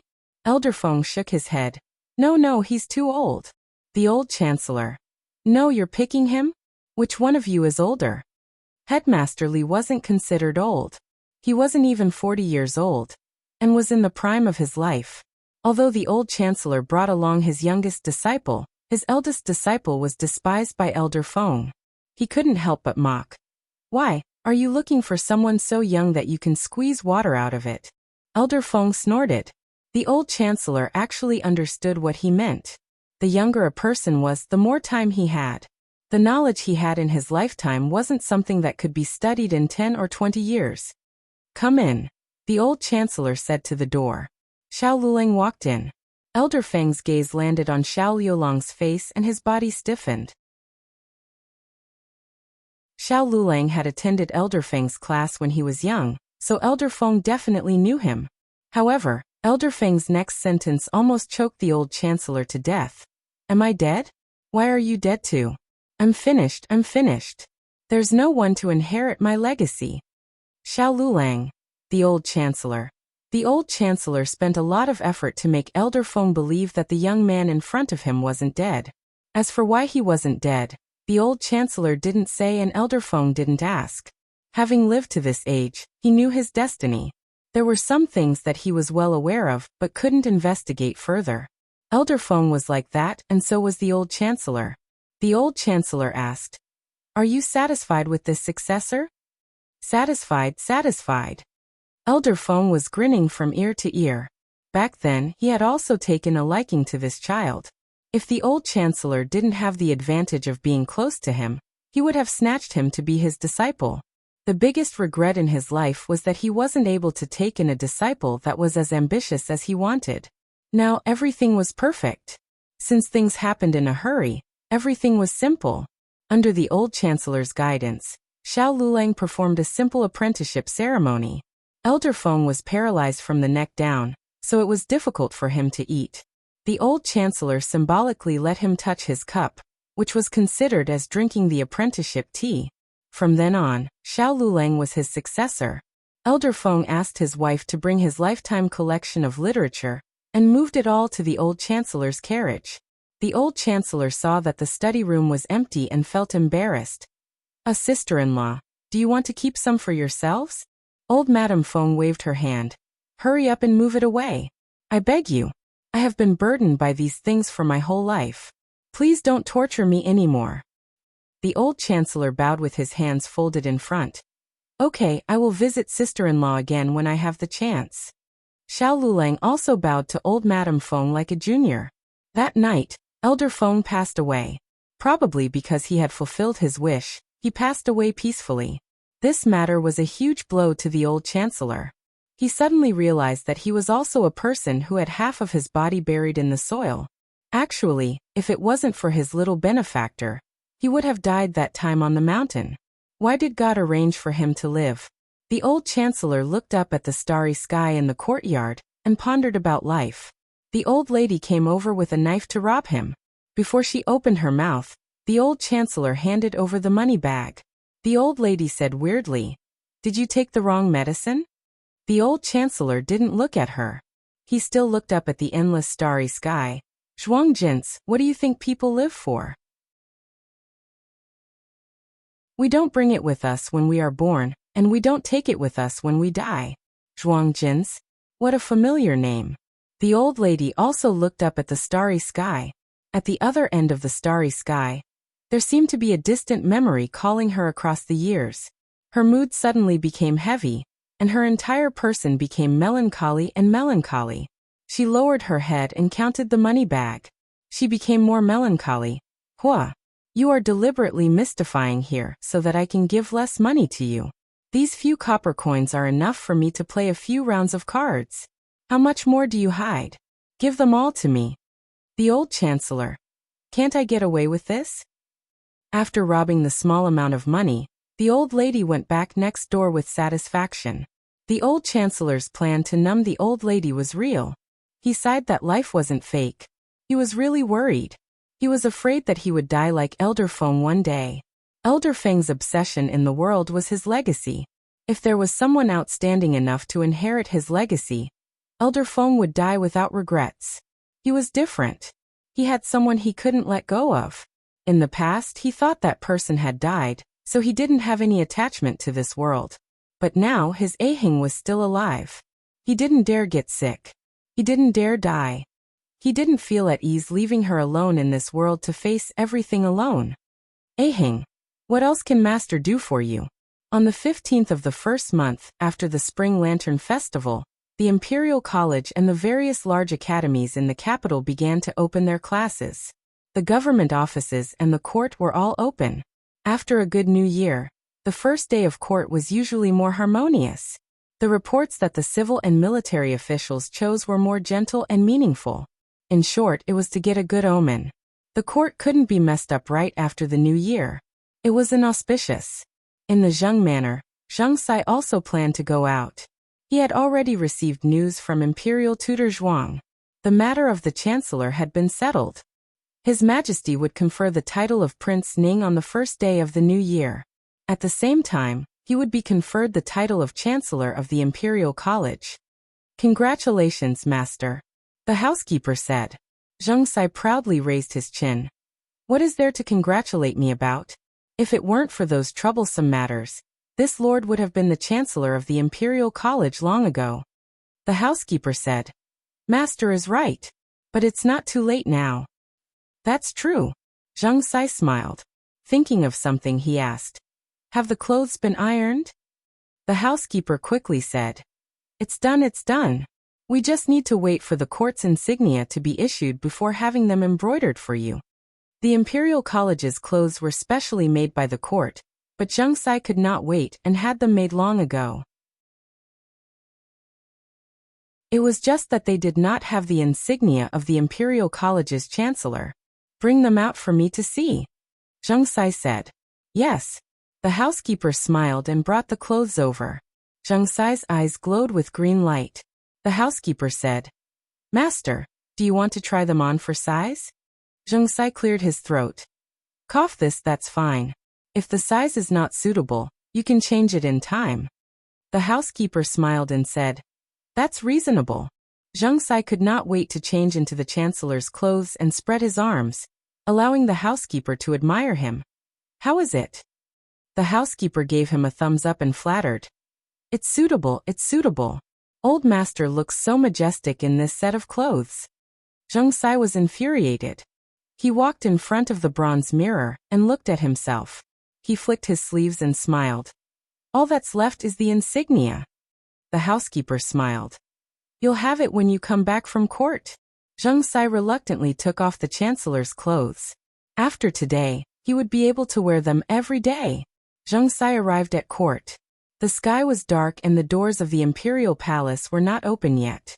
All the officials were waiting outside. Seeing Zheng Sai come over, the Minister of Personnel first congratulated him, followed by the Minister of Revenue, the Minister of Dependencies, and the others. It was obvious that everyone had heard that Zheng Sai was about to be conferred the title of Chancellor. This was a done deal. Zheng Sai did not even bother to pretend to be modest, and smiled as he returned their greetings. His official position was now below the several officials, but after the court session, he would be on equal footing with them. Thus, his salute was now an equal salute. Soon, the palace doors opened. "Lord Zheng, please," an official said with a smile. Zheng Sai smiled and walked into the throne room with his head held high. The first court session of the new year was as harmonious as the previous years. The memorials submitted by the civil and military officials were all praising the emperor's achievements. The emperor was very happy. Similar to the rumors from the palace, he first praised the eldest prince and conferred him the title of Prince Ning. Soon it was the Imperial College's turn. Since the Imperial College has been reopened, the position of Chancellor cannot remain empty. Fortunately, I already have a suitable candidate in mind. The emperor's dignified voice echoed throughout the throne room. Zheng Sai was so excited that he straightened his back. He had been waiting for this day for so long. He had been waiting. He had been waiting. He had been waiting. At this moment, his feelings could only be compared to that of a married girl. He was like a bride waiting to be married, waiting for the groom to come and bow to him. Then he saw a eunuch hurriedly walk over and kneel outside the throne room. "Your Majesty, there's a letter for you."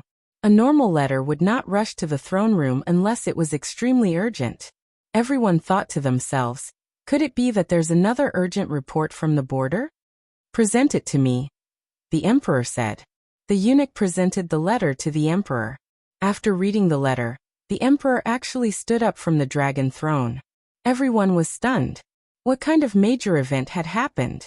Did the border fall?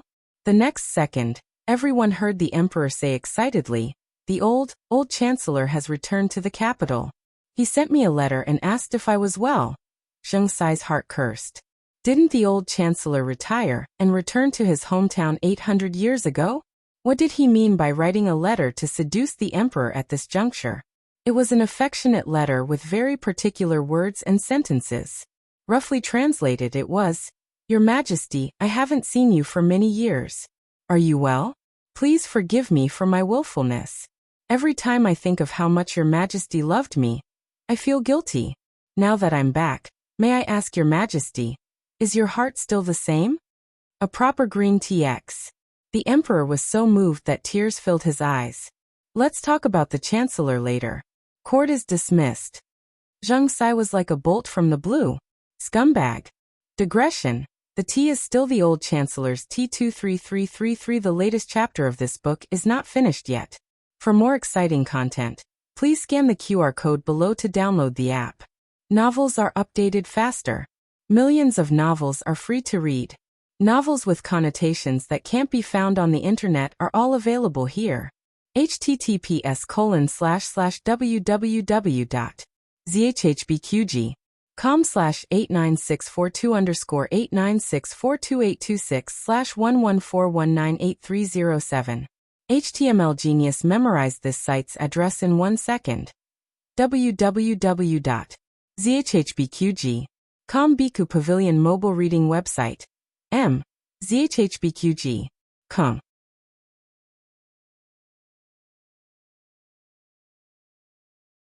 Chapter 176. The latest chapter of this book isn't finished yet.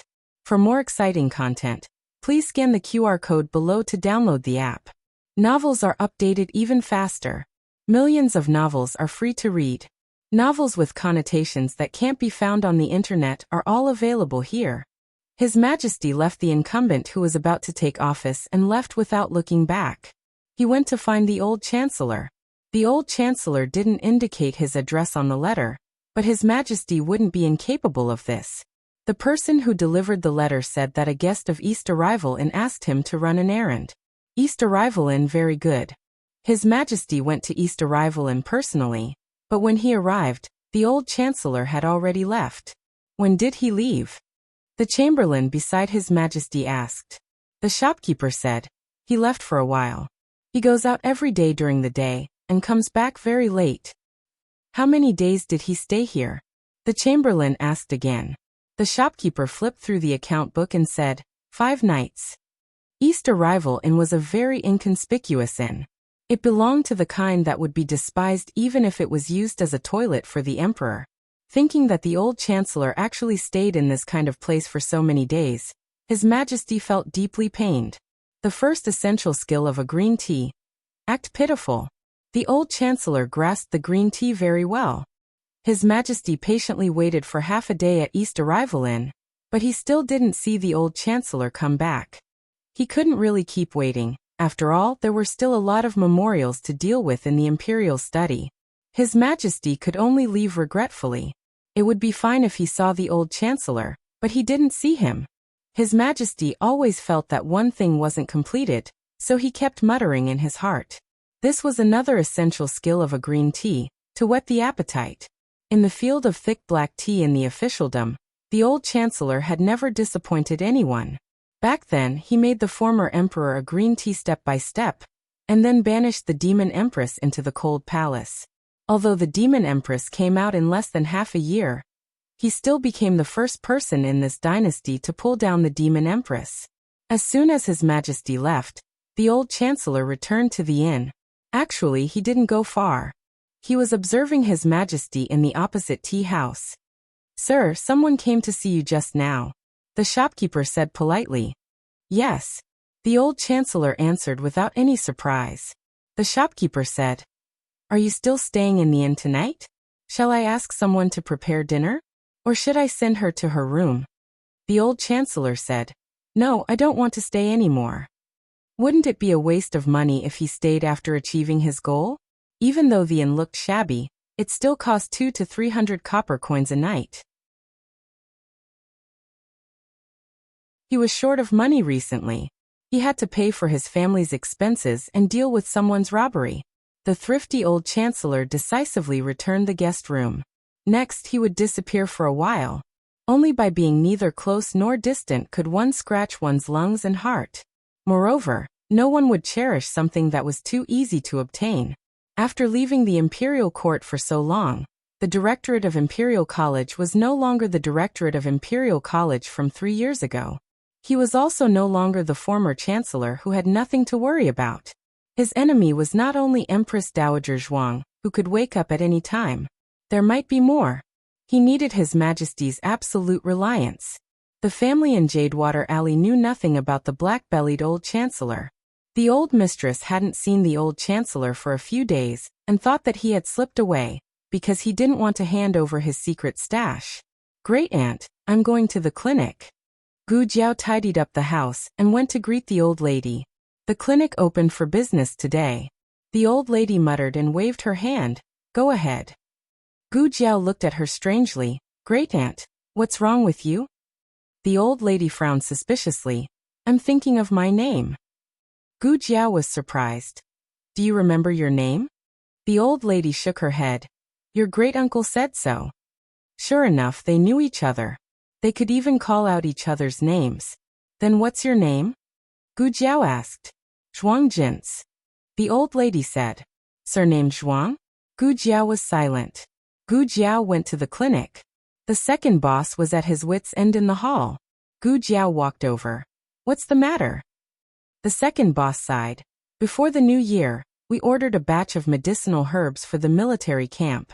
Originally, we agreed to pay the balance next month. But now the other party asked us to pay in advance. Otherwise, they won't dare to ship the medicinal herbs to us. Gu Jiao was very strict with the medicinal herbs. The medicinal herbs she made had a higher concentration than other medicinal herbs. Naturally, the amount of medicinal herbs needed was huge. They paid 30% of the deposit before the new year. Although the business of the clinic was good after it opened, the initial investment was too big. They didn't make a profit at all. The 30% deposit was paid by the second boss. The remaining 70% was a few hundred taels of silver. He really couldn't afford it. Gu Jiao lightly said. Oh. She took out a stack of banknotes from her pocket and handed it to him. Here. The second boss thought that Gu Jiao would ask why the other party suddenly changed her mind. But she directly threw the banknotes at him. Too rich, right? The second boss was stunned. Where did you get so many banknotes? Gu Jiao thought for a moment. I extorted it. The second boss. I also want to extort this much, please take me. In fact, Gu Chengfeng was not that rich. The silver in his hands was not more than 1,000 taels. The other 2,000 taels were borrowed from someone. In order to repay the money, he began to secretly take private jobs. This was not as simple as shoveling a few pieces of chicken dung. Those tasks were like licking blood on the knife's edge. During the day, he was squeezed by homework. At night, he was squeezed by tasks. He lived a life worse than death. It can be said that he was miserable. On the first day of the new year, there were a lot of things to deal with in the clinic. Gu Jiao and Dr. Song took out some of the medicinal herbs in the cabinet to dry. The second boss was busy with the balance. With the money, he had more confidence to do things. Song Dafu, I'll trouble you with this. Gu Jiao handed the basket of medicinal herbs to him. See if there are any bad ones and which ones need to be thrown away. Dr. Song said. Actually, the weather in the capital is dry. The medicinal herbs are not easy to spoil. A little moisture will not affect the efficacy of the medicine. Just dry them. Gu Jiao said. You still have to pick them out. Dr. Song understood that Gu Jiao's requirements for medicinal herbs were so strict that it made people's hair stand on end. He couldn't say anything more, so he obediently went to pick the medicinal herbs. There were not many patients today. Only 4 came in the morning. When it was close to noon, Dr. Song saw that she was still there, so he busily said, Miss Gu, why are you still here? Don't you need to go back to eat? There were people cooking in the clinic, but Gu Jiao didn't eat in the clinic. She had to go home to cook for the old lady. But now she has her granduncle, who knows how to cook. Gu Jiao shook her head. No, I'll eat in the clinic today. Dr. Song smiled and said, Hey, then I'll tell the kitchen to cook a few more dishes. Gu Jiao nodded. It was the first working meal of the new year, so it was good to have a sumptuous meal. Gu Jiao continued to bury her head in sorting out the medicinal herbs. Suddenly, a thin man came in. His expression was a little cautious. Excuse me, is there a doctor? Gu Jiao looked up. It was a handsome and delicate man, but he was too thin. His complexion was sallow, and he looked malnourished. I am come this way, she said, and was about to lead the man into the clinic, but she heard the man said, No, I'll just get some medicine. No need to see it. Gu Jiao. How do you get the medicine if you don't see it? The man took out a crumpled piece of paper from his starched sleeve. I have a prescription. This man's temperament was not like a homeless person, but his clothes were as shabby as those homeless people. Gu Jiao took the prescription and looked at it, then said to him, "This prescription is not suitable for your illness." Huh. The man was startled. "But you don't know what disease I have. How can you conclude that this prescription is not suitable for me?" Gu Jiao returned the prescription to him. "This piece of paper is so old. It's been used for a long time, right? But your situation doesn't look good at all. If this prescription is effective, you won't be like this now." The man felt pain in his right upper abdomen again. He covered the pain and his brows furrowed tightly together. Alas, appearance is justice. This man is so good-looking, it's a pity to let him die of illness. Gu Jiao stretched out her hand. "Give me to me." The man was in so much pain that he didn't recover for a while. Gu Jiao directly pinched his other hand and put her fingertips on his wrist. The man's face changed color. Men and women shouldn't touch each other. He tried to pull his hand back, but found that he couldn't exert any strength. Do young girls have so much strength these days? After Gu Jiao felt his pulse, she used her hand to open his eyelids. He was so scared that he stepped back again and again. Shopkeeper Wang put a stool behind him in time.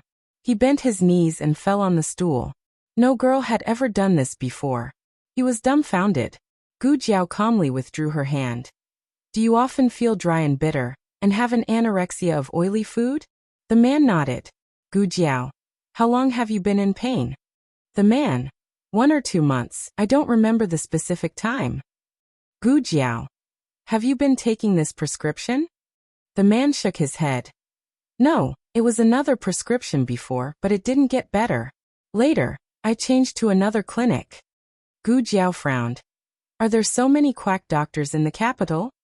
He had chronic cholecystitis, which belonged to the liver and gallbladder syndrome. The intervention of Chinese medicine was very effective. Even Dr. Song, who had just finished his apprenticeship last year, could treat it. However, this man had gone to 2 clinics, but he still couldn't get his prescription right. The man lowered his head and didn't speak. Gu Jiao wrote a prescription and asked the medicine boy to fill it. "Miss Gu, it's done." The medicine boy tied the bag of medicine with a straw rope and handed it to Gu Jiao. Gu Jiao gave it to the man. "1 dose a day, twice in the morning and twice in the evening. Boil it with martial fire and simmer it slowly for half an hour. Take it for 5 days and come back on the morning of the 6th day." The man didn't immediately reach out to take it, but asked, "How much?" Gu Jiao, 100 copper coins. The man was surprised. Gu Jiao looked at him. "What's wrong? Is it expensive?" The man shook his head in disbelief. Are you sure you're not selling fake medicine?" Gu Jiao.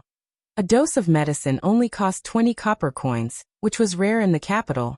The prescription itself didn't require expensive herbs. Of course, if a rich person came, they had to get the best medicine. Gu Jiao could also make a dose of medicine that cost 1 tael.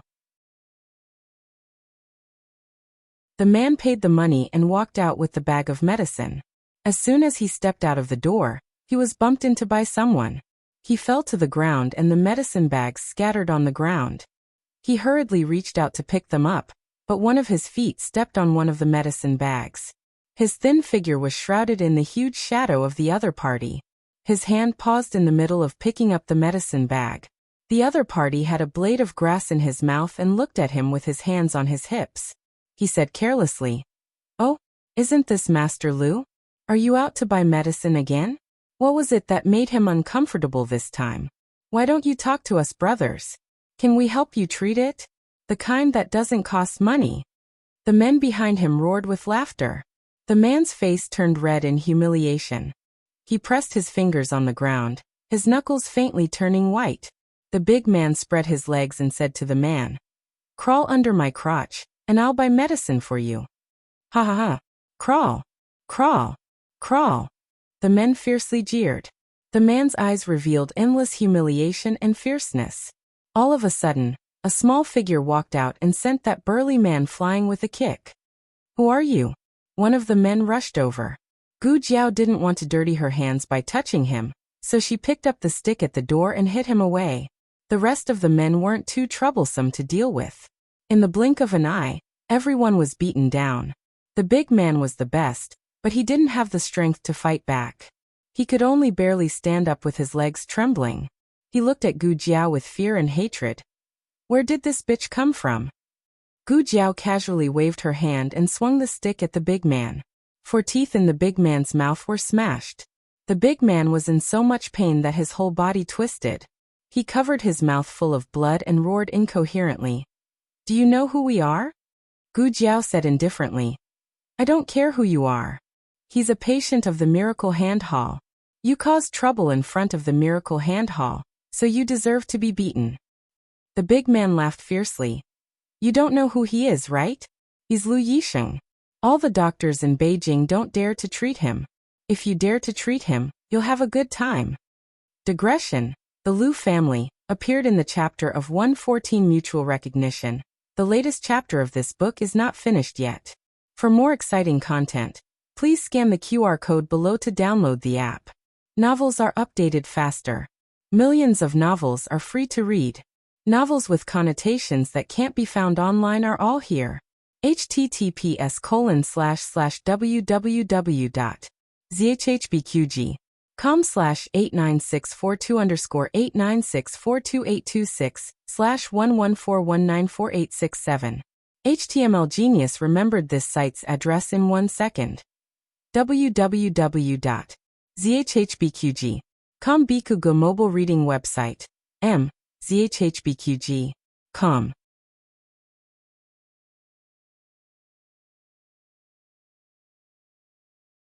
Chapter 177. The latest chapter of this book is not finished yet. For more exciting content, please scan the QR code below to download the app. Novels are updated faster. Millions of novels are free to read. Novels with a deeper meaning that you can't find on the internet are all available here. Lu Yixing? This name sounds familiar. But Gu Jiao can't remember where she heard it before. Gu Jiao asked someone to get him the medicine again, and didn't take his money. Lu Yixing held the medicine and staggered away. After taking 2 steps, he suddenly turned around and said, Maybe you really shouldn't have treated me. He had been deceived so many times. Every time he had hope, but in the end, he was disappointed. But this time, he knew that the medicine she gave him was real. Countless times, he hoped that the medicine they gave him was real. Only this time he hoped that it was fake. Lu Yixing walked away. Gu Jiao returned to the medical center. In the medical center, other than Dr. Song and shopkeeper Wang who were confused, the rest of the workers all lowered their heads and didn't dare to say anything. Xiaogu, I'm back. Dongjia walked into the medical center with a smile. It's really different to have money. You're speaking more confidently. What's wrong with you? You all look so pale. Did something happen? Shopkeeper Wang was puzzled and said, Just now, a patient called Lu Yixing came. He was troubled and didn't allow Miss Gu to treat him. Dongjia's expression changed. Then did Xiao Gu treat him? Shopkeeper Wang said, Yes, she treated him. She also cleaned up those bastards. Dongjia pinched his philtrum and fainted. When Dongjia woke up, he was already lying in his room on the 2nd floor. He quickly went downstairs to find Gu Jiao. The medicine boy went to eat, and Gu Jiao was filling the medicine for a patient. Dongjia grabbed her wrist. Little Song, come here and fill the medicine for this patient. Okay. Dr. Song put down the half-dried medicine in the backyard and went to the hall to fill the medicine for others. Dongjia pulled Gu Jiao to the backyard. He treated Gu Jiao as his sister and did not have any other thoughts. He said to Gu Jiao, Tell me, what did Lu Yixing look like today? It looks good, Gu Jiao said. The second boss knew his little Gu's taste. She had seen Xiao Liulong's stunning beauty many times, and with Gu Yan beside her, she still praised him for his good looks. It seemed like he really was the rumored Lu Yixing. The second boss felt that his life was in despair. It's over, it's completely over. Gu Jiao asked, Who is this Lu Yixing? Why can't you treat him? He's from the family of the dethroned crown prince. With a bitter face, the second boss told Gu Jiao about the current situation in the capital. The current emperor was not the crown prince, but the son of noble consort Lu. Later, Empress Dowager Zhuang defeated the Lu family and dethroned the crown prince. Then, consort Jing's adopted son was put on the throne. Gu Jiao listened carefully. The second boss continued. The Lu family was not convinced, so they plotted to kill the current emperor. Not only did they use the method of revenge on the emperor and Empress Dowager, but they also secretly had someone make a dragon robe for the dethroned crown prince. After the matter was exposed, the Lu family was either executed or exiled. The crown prince and his wife were imprisoned and died within a few years. The evidence was conclusive, and no one in the court dared to speak for the Lu family. This Lu Yixing is the only legitimate son of the Lu family. Now you understand why the doctors in the capital don't dare to treat him, right? Gu Jiao nodded. No wonder the prescriptions he got before were fake. The second boss glanced at his little Gu. Don't you have anything to say? For example, he wanted to repent. Why did he save this jinx that everyone wanted to avoid? Gu Jiao thought about it and said seriously, "Oh, don't put too much salt in tomorrow's food. It's too salty." The second boss was speechless. After Gu Jiao sorted out the herbs, she went back to her yard to drink some water. The moment she picked up the teacup, an idea flashed through her mind. I remember where I heard this name before. In her dream. In that miserable dream, she returned to the Marquis's mansion. She lived in the manor for 10 years, and no one cared about her. The year before she died, they encountered a huge snowstorm. A group of people passed by and hid in their manor for a while. At the time, a man in his 30s asked her for a cup of hot tea. That man had an air of nobility about him, and every movement of his was filled with the sharpness of a superior person. He thanked her sincerely. "I am Lu Yixing. Thank you for the tea." When she took back the teacup, she accidentally touched his fingertips. It was as cold as bone. 2 hours later, the snowstorm stopped, and he left with the guards. Before she got into the carriage, she vaguely heard someone call his name. Lu Xiang. As the saying goes, good news never leaves the house, but bad news travels 1,000 miles. The news of Lu Yixing being treated at the Miracle Hands Hall quickly spread. In the afternoon, many people came to the Miracle Hands Hall to watch the show. Needless to say, they were not disappointed. In the evening, the man who was beaten up by Gu Jiao came back. He was followed by a group of guards. They did not look like government officials, but more like the guards of some rich family. The burly man waved his hand and pointed, glaring at Gu Jiao. "Lord Tong. It's her. She beat all of us up." The leader of the guards, who was called Lord Tong, looked in the direction he was pointing. He saw a young girl around 14 or 15 years old. He was puzzled. "Which one?" That girl." The man said. Guard Tong frowned. He looked at Gu Jiao, then looked at the man. "Are you telling me that you were beaten up like dogs by a little girl?" What dog?" The man refused to admit it. But when he thought about how they were looking for their teeth on the ground, they were indeed more miserable than stray dogs. Bodyguard Tong asked, "Are there any other experts behind her? Did she beat him up herself?" He did not believe it. The man was so anxious that he became angry. "Lord, it's really her." Bodyguard Tong walked over and walked into the medical hall. The commoners immediately surrounded him, blocking the entrance of the medical hall so tightly that not even a drop of water could trickle through. "I heard that you injured someone." Guard Tong looked at Gu Jiao, who was looking at the account book behind the counter. Gu Jiao flipped through the account book and did not pay attention to him. The second boss saw that the situation was not good and quickly walked forward with a smile. "Lord, it's all a misunderstanding, a misunderstanding." "What misunderstanding?" "She beat me and my brothers up like this." "Are you blind?" The man was blind, so he had more confidence now that he had someone to back him up. The second boss quickly smiled apologetically. "We will pay for everyone's medical expenses." "Pa!" Gu Jiao slammed the account book on the table. The second boss panicked. It's over, it's over. Little Gu is going to flip out again." "Little Gu, calm down. This is not the county or the hot spring villa. This is the capital. This group of people seems to have a strong background. We can't afford to offend them."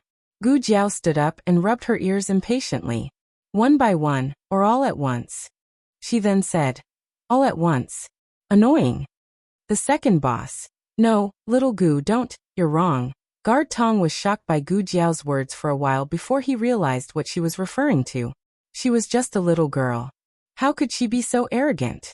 Guard Tong said coldly, I'm a man. I don't bully women. Call out the person in charge. Before he could finish, Gu Jiao had already dashed out of the counter, grabbed him by the collar, and dragged him all the way out of the medical center. Guard Tong was not an ordinary guard. He did not want to expose his identity, so he wore the clothes of an ordinary person. However, his identity was enough to let him do whatever he wanted in the capital. There was no need to talk about his martial arts. He had never been treated like this before. Before he could react, he had already crashed into the stone lion at the door. He flew into a rage out of humiliation and pulled out his sword. However, before he could unsheath his sword, Gu Jiao kicked it back into the scabbard. A stick rolled in front of Gu Jiao's feet. Gu Jiao tiptoed and stepped on the end of the stick. The stick immediately stood up. Gu Jiao grabbed it with her hand and performed a dog-beating stick technique on the spot. The man quickly rushed out of the room. When he saw that bodyguard Tong was being suppressed by the maidservant to the point that he was unable to retaliate, he shouted loudly, Stop!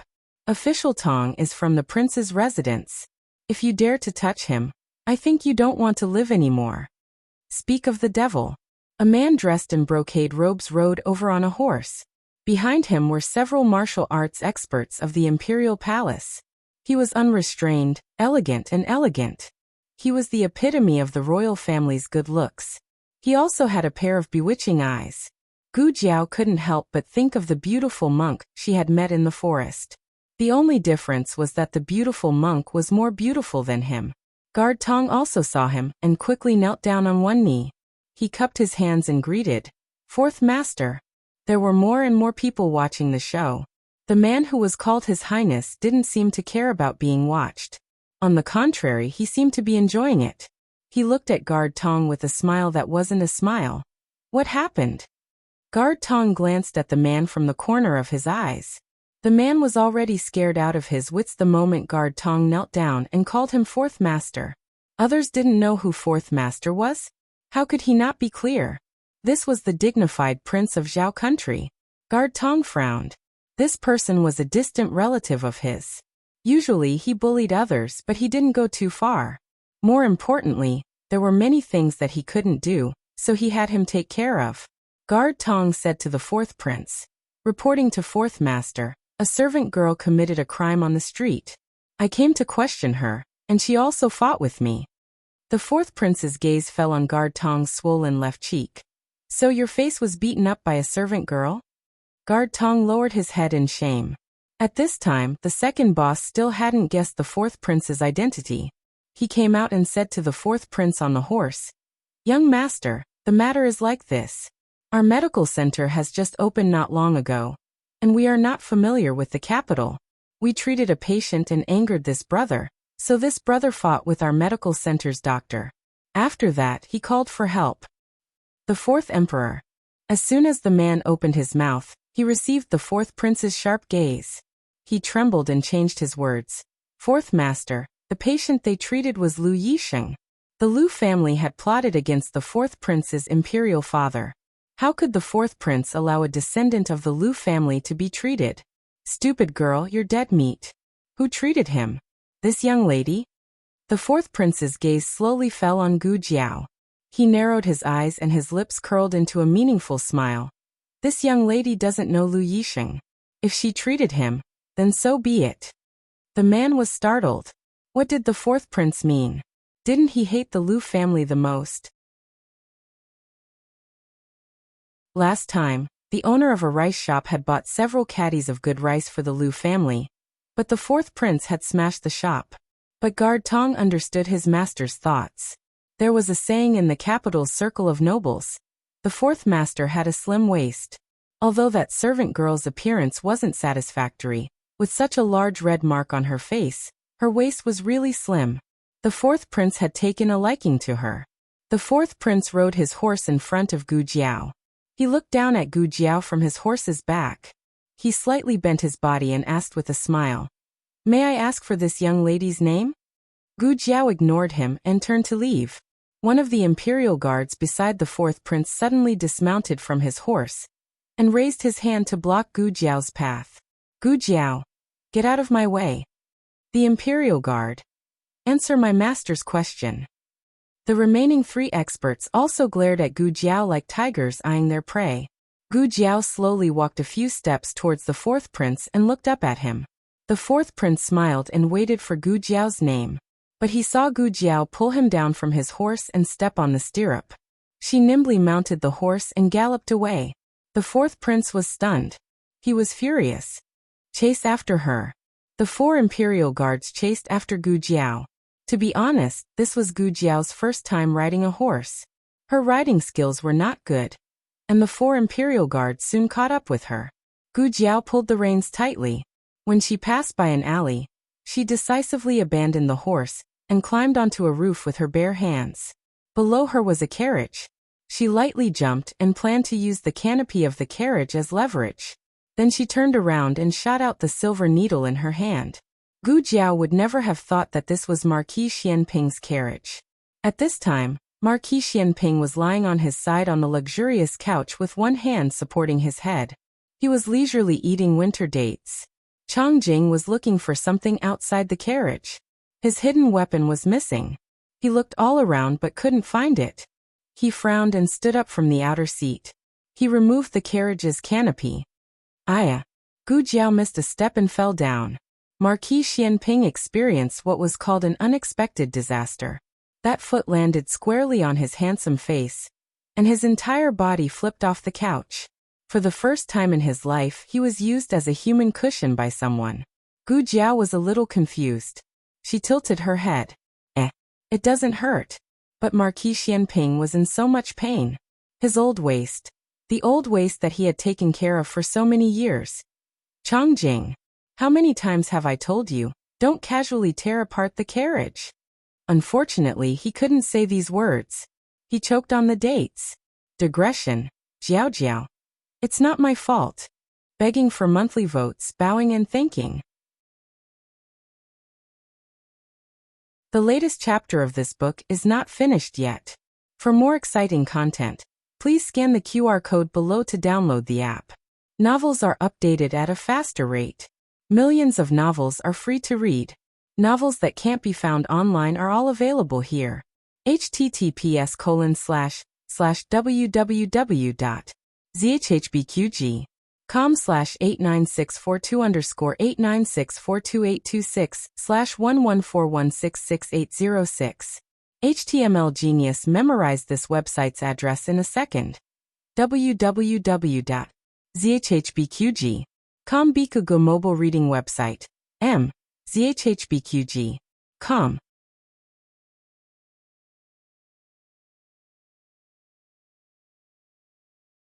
Chapter 178. The latest chapter of this book is not finished yet. For more exciting content, please scan the QR code below to download the app. Novels are updated faster. Millions of novels are free to read. Novels with connotations that can't be found on the internet are all available here. The weather was good. All the major academies in the capital had opened their classes, including Qinghe Academy. Early in the morning, Gu Yan and Gu Shaoshan came to the academy with their bags of books. The first day's homework was not much, mainly to settle down. The moment they entered the courtyard with their bags of books, they met Gu Chengfeng and Gu Chenglin, the brothers of the Lord Protector's manor. Gu Chenglin was finally able to walk normally after 2 months of recuperation. However, he was still traumatized and felt that he would get hurt if he walked a few steps. The 4 of them met at the door, and the scene was really awkward. Gu Chenglin's gaze on Gu Yan was still filled with hatred, but under the hatred, there was even more fear. As long as he saw Gu Yan, he would think of the scene where Gu Jiao locked him in the small dark room and ravaged him. He didn't dare to touch Gu Yan easily anymore. He only hoped that something would happen to Gu Yan, so that his hatred could be appeased. Gu Shaoshan decisively stood in front of Gu Yan and blocked their gazes. What a joke! From an inarticulate carpenter to the #1 bully in the surrounding area, there was only a difference of a chicken feather. He, Gu Shaoshan, was not someone to be trifled with. Let's go. Gu Qingfeng didn't want to fight with the two in the academy. Gu Chongqing had already given them a death order. If they caused trouble outside, they would be punished to live in the ancestral hall for a year. It didn't matter if they couldn't live in the ancestral hall.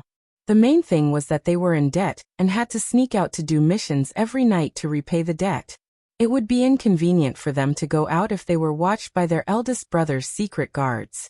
Gu Qinglin was taken away by the two guards. Guyan, humph. The four of them went to their respective classrooms. On the other side, Xiao Lulang and little Jing Kong also came to the directorate for class. Xiao Lulang sent little Jing Kong to Meng Shui's door first and said to him, "I'll pick you up for lunch at noon." "I know," little Jing Kong said casually. "I'm already 4 years old. I'm not a kid anymore." Xiao Lulang doubted his age. He always felt that it was possible that the abbot estimated his age too early. After all, he was so young, not like the 4-year-old Tuanzi at all. "All right, let's go in," Xiao Lulang said to him. Little Jing Kong entered the elementary school with his school bag in his arms. Why go to school? He clearly only wanted to stay by Jiao Jiao's side and become Jiao Jiao's little tail. Little Jing Kong's class had changed a lot, because the children grew up very quickly. Everyone had either grown taller or fatter. Only little Jing Kong was still a tiny ball. When he sat on the stool, his head was almost covered by the desk. Some of his classmates began to laugh at him. "Jing Kong, why are you still so young? Can't you grow up?" Yes. Didn't you not eat? Are you still a baby?" In little Jing Kong's school bag, there was a bottle of milk that Gu Jiao gave him. Gu Jiao said that if he drank more milk, he would grow taller. But he refused to drink milk in front of these classmates. He didn't want to be laughed at by them. Among these people, the one who laughed the most arrogantly was Qin Chuyu. Qin Chuyu had been asking for leave since he got acne, so he came back after the spring festival. He was 8 years old now. Not only was he fatter, but he was also taller. He reached out to touch little Jing Kong's scholar hat. "Little kid, do you want to eat candy? I'll give it to you if you call me brother." Little Jing Kong glanced at him speechlessly. Childish. Qin Chuyu. Not long after, the teacher came over. It was not Teacher Jiang, but a teacher whose surname was Zhang. Teacher Jiang was transferred to Guangya Hall. From today on, Teacher Sun would take over the classes of the gifted class. After Teacher Sun introduced himself, he began to check the homework of the gifted class.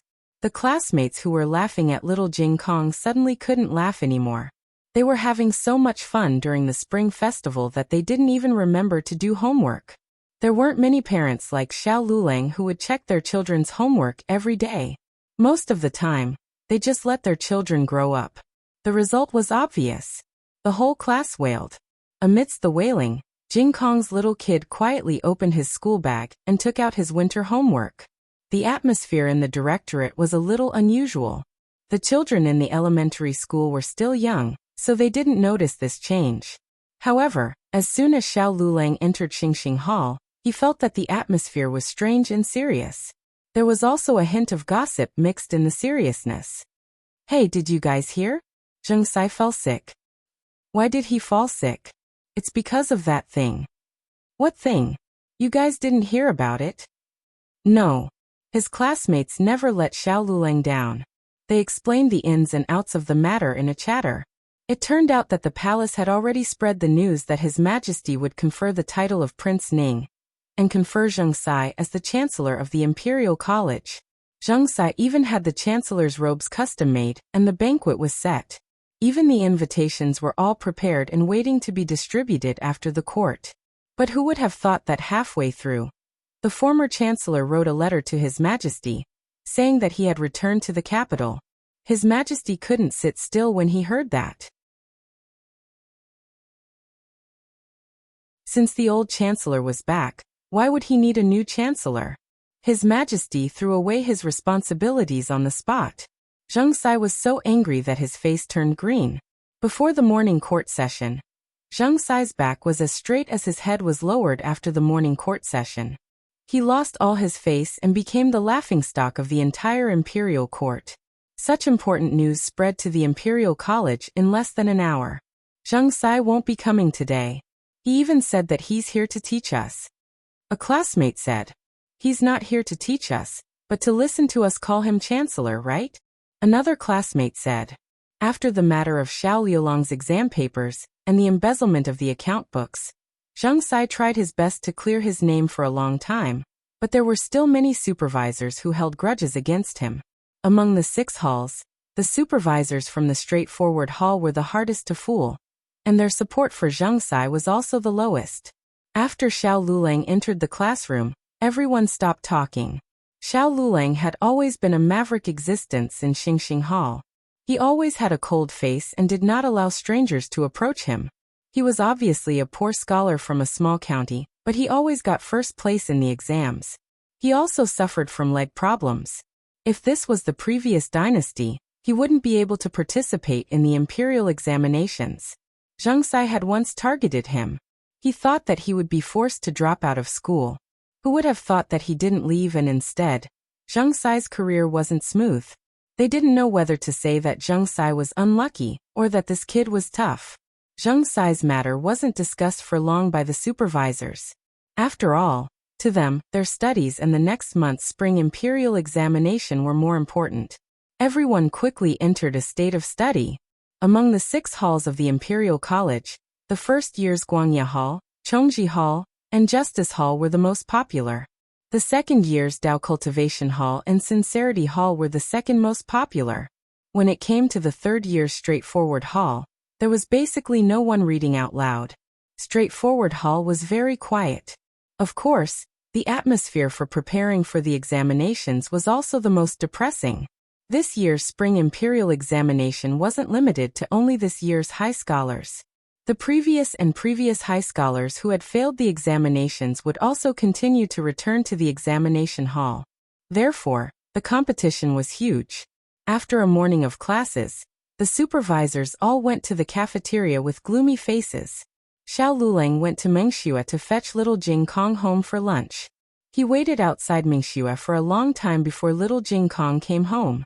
Is the teacher staying in today? He asked. No, I just have something to do. Little Jing Kong raised his chin and said, You have something to do? You really think of yourself as an adult. Xiao Lulang was annoyed and amused at the same time. He went back to Clearwater Alley with him. Their house was really close to the Imperial College. Xiao Lulang seriously suspected that the teacher of the little guy bought this house to make it convenient for him to go to school at the Imperial College. Lunch was prepared by the old chancellor. It was delicious. Gu Yan and Gu Xiaoshan didn't have any dietary restrictions. They ate in the cafeteria of the academy. After lunch, the old lady went back to her room to sleep. Little Jing Kong went to wash his own small bowl. Only the teacher and the disciple were left at the table. Why did you do that? Xiao Lulang looked at the old chancellor and asked. The old chancellor was not stupid. How could he not understand what his disciple was asking? He didn't want Xiao Lulang to have any psychological burden, so he said, to earn money and support the family. Xiao Lulang. Some tacit understanding was in the bottom of their hearts. It was dark in front of him. He couldn't see the way out. Gu Jiao and the old chancellor were illuminating his way out in their own ways. Little Jing Kong had to take a nap after lunch every day. But he didn't today. Xiao Lulang came out of the house and saw him acting sneakily in the backyard. What are you doing? Xiao Lulang asked. Nothing. Little Jing Kong said as if nothing had happened. He didn't take a nap, nor did he turn into a little loudspeaker. His behavior was very suspicious. As the saying goes, if a child is quiet, he must be up to something. Sure enough, after Xiao Lulang attended one class in the afternoon, little Jing Kong's teacher called his parents. The cause of the incident was that little Jing Kong came to school in the morning. Because of his small size, he was ridiculed by his classmates. Among them, Qin Chiyu was the worst. Little Jing Kong was not convinced. After class, he called Qin Chiyu aside and said that he wanted to compete with him. Qin Chiyu almost laughed to death. Haha, how are you bigger than me? Little Jing Kong thought for a moment. Do you have a bird? Qin Chiyu choked on the spot. He was 8 years old. There were some things that he didn't understand, but he still knew what a bird was. He blushed and became angry out of humiliation. How can you say that? I'm a man. Of course I have a bird. Don't you? I do. Little Jing Kong widened his eyes and said, Then let's compete with birds. Let's see whose bird is bigger. I'll come find you after lunch. Let's go to a deserted place. We can't let others see my bird. After lunch, Little Jing Kong went back to the Imperial College. He really came to find Qin Shiyu. Qin Shiyu was embarrassed. You really want to compete with that? He was a prince. He had rules and etiquette. This was too much. Besides, how could a 3 or 4-year-old boy be bigger than him? Qin Shiyu looked down at his pants as he walked. He wondered if the boy was really bigger than him. Okay, here. Little Jing Kong stopped under a big tree. This was a small grassland for elementary school students. Usually no one would come here. Little Jing Kong walked behind the big tree and said to Qin Shiyu, Come here. Did you bring your bird? Qin Shiyu thought, What are you talking about? He was born with it. Do I need to bring it? I'm not a eunuch. Qin Shiyu walked behind the big tree with a gloomy face. He thought for a moment and still felt that it was inappropriate. Are we really going to compete? Little Jing Kong looked at him. Are you scared? Qin Shiyu couldn't stand being provoked. He stomped his feet and said, Are you kidding me? How can I be scared? Let's compete. Come on. I'll count to 3, and we'll walk our birds together. Little Jing Kong said generously, Okay, you count. Qin Shiyu gritted his teeth. 1, 2, 3. Little Jing Kong hugged the biggest bird in the house, the baby eagle, from the bulging book bag. Qin Shiyu took off his pants immediately. Little Jing Kong. The baby eagle. Qin Shiyu.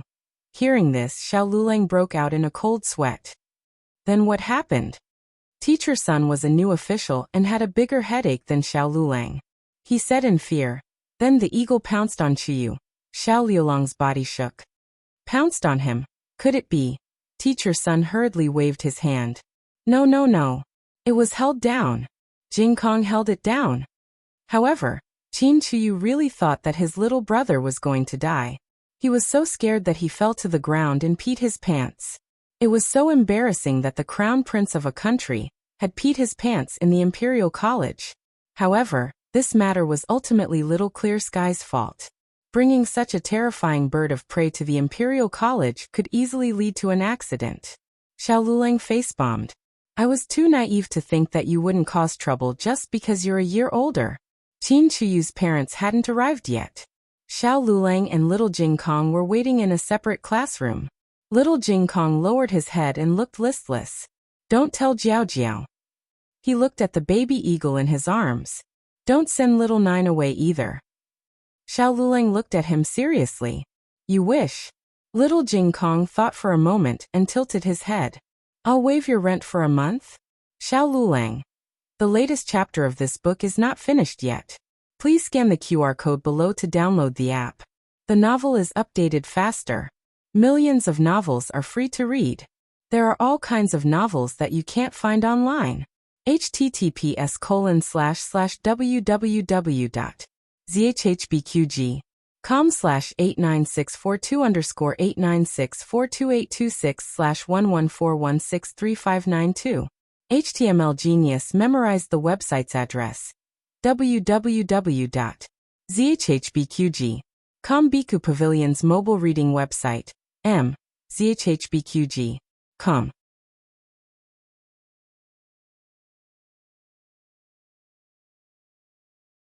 Chapter 179. The latest chapter of the book is not finished yet. For more exciting content, please scan the QR code below to download the app. Novels are updated faster. Millions of novels are free to read. Novels with content that can't be found on the internet are all available here. Xiao Lulang was not so easily fooled by the little guy. The main reason was that Little Jing Kong gave Gu Jiao the monthly rent for safekeeping. Although he could use it at any time, Gu Jiao was the one who paid the rent. If he didn't pay the rent for a month, Gu Jiao would immediately detect something fishy between them. Little Jing Kong, who liked to exploit his bad brother-in-law, actually gave him free rent. How much trouble did he cause him? Gu Jiao was not stupid. She was not easy to fool. Xiao Lulang decisively refused Little Jing Kong's bribe. Little Jing Kong did not know that his bad brother-in-law's heart was deeper than the sea. He really thought that he was upright and plain-spoken. He was distressed and ashamed. He anxiously waited for Jiao Jiao to pick him up from the Imperial College. He wanted to see Jiao Jiao, but he was afraid of Jiao Jiao. He had never been so conflicted before. Gu Jiao was in big trouble. She fell from the sky, missed a step and fell into the carriage. She even crushed someone. She was stunned for a while before she finally recovered. She quickly got up from his back and looked at him seriously. "Uncle, are you okay?" How could Marquis Xianping be okay? He was about to choke to death. He was a marquis of Zhao country. He fought countless battles in his life, killed countless enemies, and made outstanding contributions. He didn't want to die honorably, but at least he didn't want to die in such a cowardly way. He thought about how the history books would record his death. Xiaoji, a first-grade marquis, choked to death. How old was he? F***ck. Xianping Ho cursed Chongjing 100 times in his heart for tearing down the carriage. Soon after, he felt a light little hand coming from his back. It passed under his arms and lifted him up. The two arms clamped down on his abdomen and pressed upwards. He felt a burst of breath in his chest and spat out the winter dates that were stuck in his throat. At the same time, Chongjing finally squatted on the ground and searched the roof of the carriage. She found his hidden weapon marbles. Chongjing put away the marbles, grabbed the roof and turned around. When she was about to put it on the carriage, she saw Marquis Xianping looking at her with a pale face. There was a little girl beside Marquis Xianping. Chongjing, well, what happened? Marquis Xianping. Chongjing blinked and realized that he might have made Master Ho angry again. He said, "I'm looking for marbles." Marquis Xianping. "I'm not even comparable to a pearl in your heart." Chongjing slowly and carefully put the canopy back on the carriage. She didn't forget to remind him, "Be careful of your head." Marquis Xianping. "Heh, now you know how to care for others. Did you die just now?" On the other side, the 4 imperial guards were chasing after them. Marquis Xianping was asked by his sister, Empress Xiao, to go to the Imperial College to pick up his little nephew, Qin Chuyu. It was said that something happened to Qin Chuyu in the Imperial College. Empress Xiao couldn't leave the palace and Crown Princess was grounded, so she asked her brother for help. Marquis Xianping didn't show off. He just sat in an inconspicuous carriage and the coachman was Chongjing. So none of the 4 recognized that it was Marquis Xianping's carriage. They chased all the way, but the girl suddenly disappeared. She was probably hiding in the carriage. The 4 didn't ask if there was anyone else in the carriage. They directly went to catch her. Chongjing's eyes flashed with murderous intent. She jumped up and kicked the 4 people out. Gu Jiao, oh, she was so good at fighting. Wait a minute, this guy looks a little familiar. Gu Jiao had seen Chongjing before. It was when she was buried under the ruins of the brothel. At that time, it was Chongjing who led the guards of Marquis Xianping's estate to move the big stone slab. Unfortunately, Gu Jiao only glanced at her and didn't see her face. Not long after the 4 imperial guards were beaten down, the 4th prince rushed over. Others didn't recognize the carriage of Marquis Xianping's estate, but he recognized it. Especially when Marquis Xianping's #1 expert, Chongjing, was standing in front of the carriage. Chongjing didn't often appear in public. He was originally a secret guard, but recently he didn't hide his identity. The 4th prince immediately guessed who was sitting in the carriage. He jumped off his horse and came to the front of the carriage. He cupped his hands and said with a smile, "Uncle." Marquis Xianping was the empress' older brother, and the empress was the mother of all the princes. So it wasn't wrong for the 4th prince to call him uncle. As for whether Marquis Xianping wanted to recognize him as his nephew, that was another matter. There was no response from the carriage. The 4th prince was the monarch and Marquis Xianping was the subject. Even if the 4th prince's uncle saw him, he would have to bow to him. But Marquis Xianping's arrogance wasn't new. Not to mention a mere 4th prince, even the crown prince had to respectfully call him uncle. The 4th prince's face burned, but he didn't dare use his identity as a prince to pressure Marquis Xianping. He looked at the 4 experts on the ground, and then looked at Chongjing with a face of disdain. He gritted his teeth and cupped his hands. Just now, My people didn't have eyes and offended uncle. I hope uncle will forgive them. A faint sigh came from inside the carriage, and then the curtains were lifted.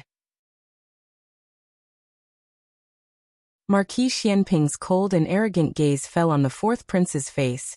Watch your dog, or else this marquis will kill you. Saying this, he didn't wait for the fourth prince's response and coldly put down the curtain.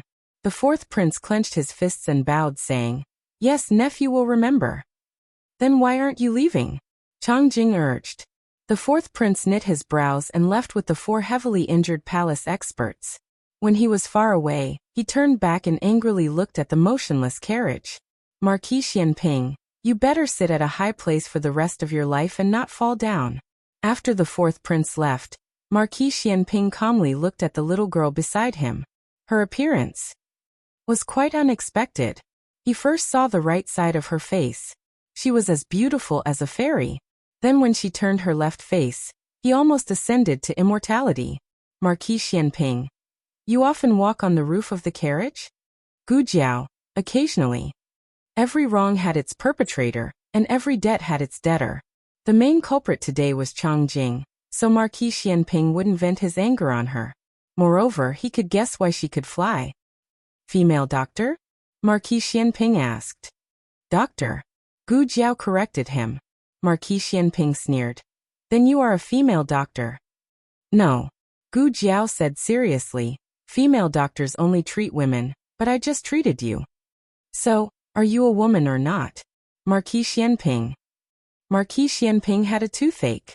She didn't look very good, but she was very eloquent. Marquis Xianping took out his money bag and rummaged through it for a long time. He pulled out the smallest silver coin, but he was still not satisfied and said with a pained expression, Here, the consultation fee. This time, it was Gu Jiao's turn to have a toothache. After being in the capital for so long, it was the first time she saw a member of the imperial family being so stingy with the consultation fee. Gu Jiao suddenly felt that the fourth prince calling him uncle was not fake. Marquis Xianping chuckled. What? You think it's too little? Aren't you a doctor? You're not a bandit. How much do you want to charge for that? Gu Jiao was successfully rebuked and was speechless. She silently put away the silver. She looked a little bitter. Gu Jiao got off the carriage. Marquis Xianping suddenly lifted the curtain. Is it too little? Gu Jiao nodded. Marquis Xianping proudly raised his eyebrows. Then it's not too much. Gu Jiao. The little girl stepped on his foot. His face was still hurting and his waist was almost broken by her. Marquis Xianping would not treat Gu Jiao as his savior because of this matter. Since she was a doctor, it was her duty to save lives and heal the injured. She just did her duty as a doctor, and he also paid the consultation fee that a patient should pay. The money and the goods were settled, and they did not owe each other anything. Marquis Xianping said carelessly, Well, let's go to the Imperial College. Didn't something happen to my little nephew? Don't let him cry to death. The Imperial College. Steward Liu had been waiting outside for a long time. Eunuch Su, who served Empress Xiao, was also waiting with him. Eunuch Su held his horsetail whisk and looked anxious. Steward Liu, why hasn't the Marquis come yet? Steward Liu said embarrassedly, he must have been delayed by something. When Eunuch Su went to find Marquis Xianping was not at home. Steward Liu asked a guard to inform the Marquis, and he and Eunuch Su came to the Imperial College first. Aya. Eunuch Su was a little anxious. This matter is not a small matter, but it is also not a big matter. It is mainly because Her Majesty is worried about the safety of the seventh prince. Since the seventh prince was born, he has never left Her Majesty's side.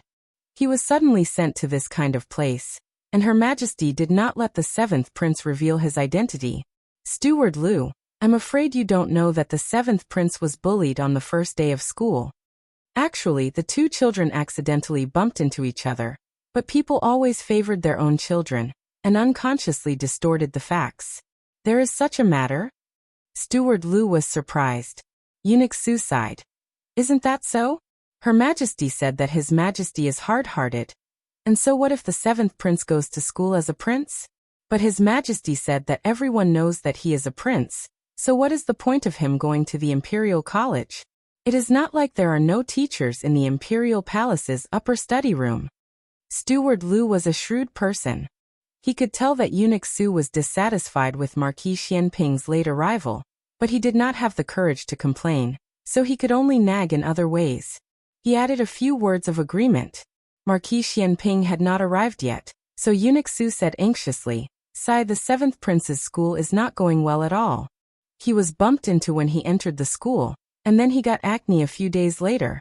He has been on leave until now. But I didn't expect that on the first day of school, something would happen again.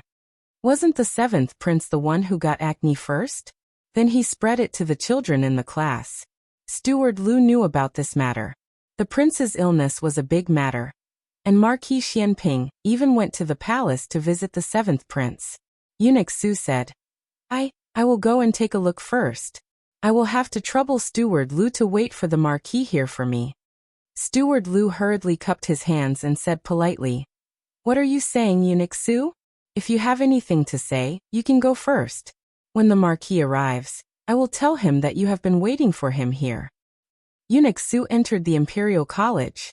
His Highness the 7th Prince had already been helped by 2 little palace maids to change his clothes.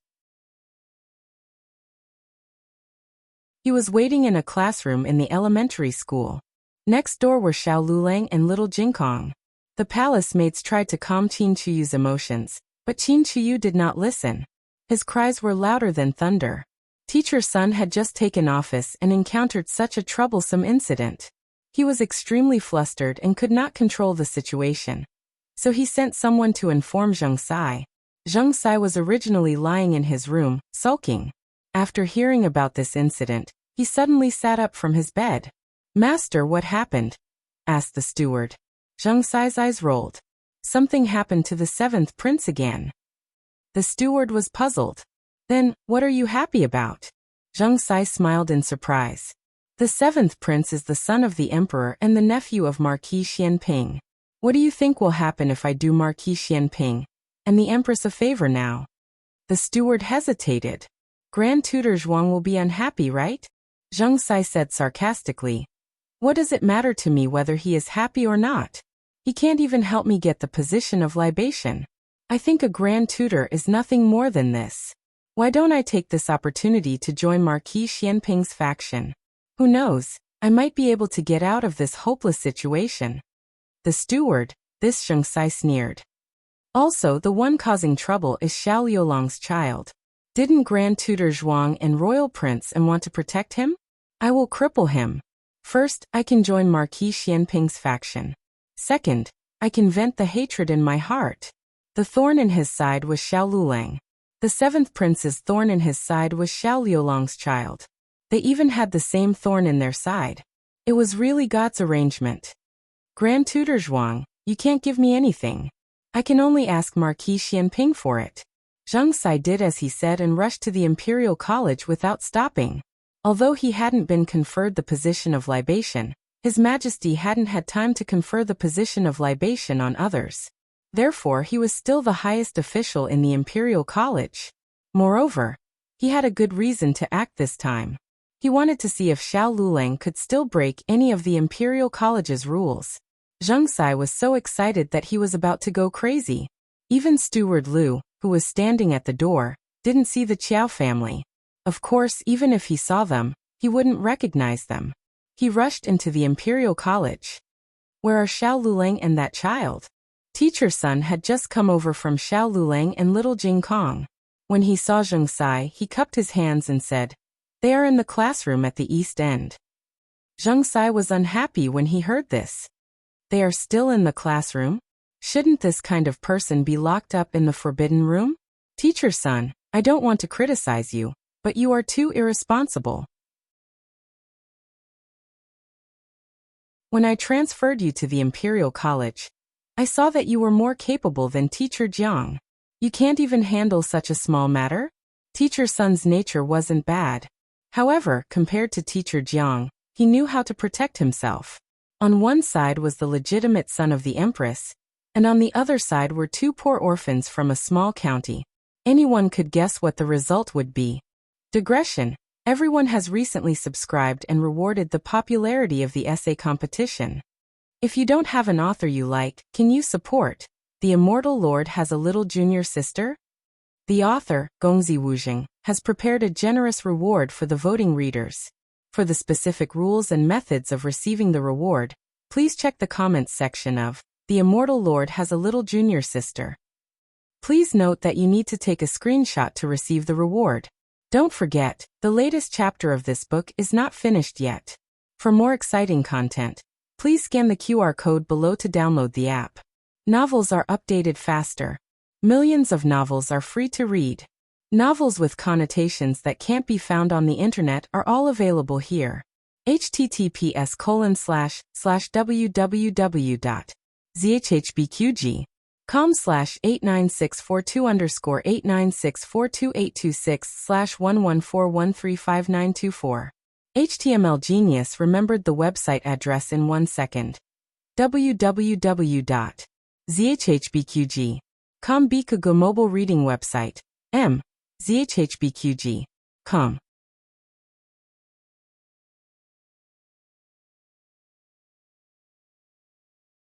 Chapter 180. The latest chapter of this book is not finished yet. For more exciting content, please scan the QR code below to download the app. The novel will be updated at a faster rate. Millions of novels will be read for free. All the novels that can't be found online can be found here.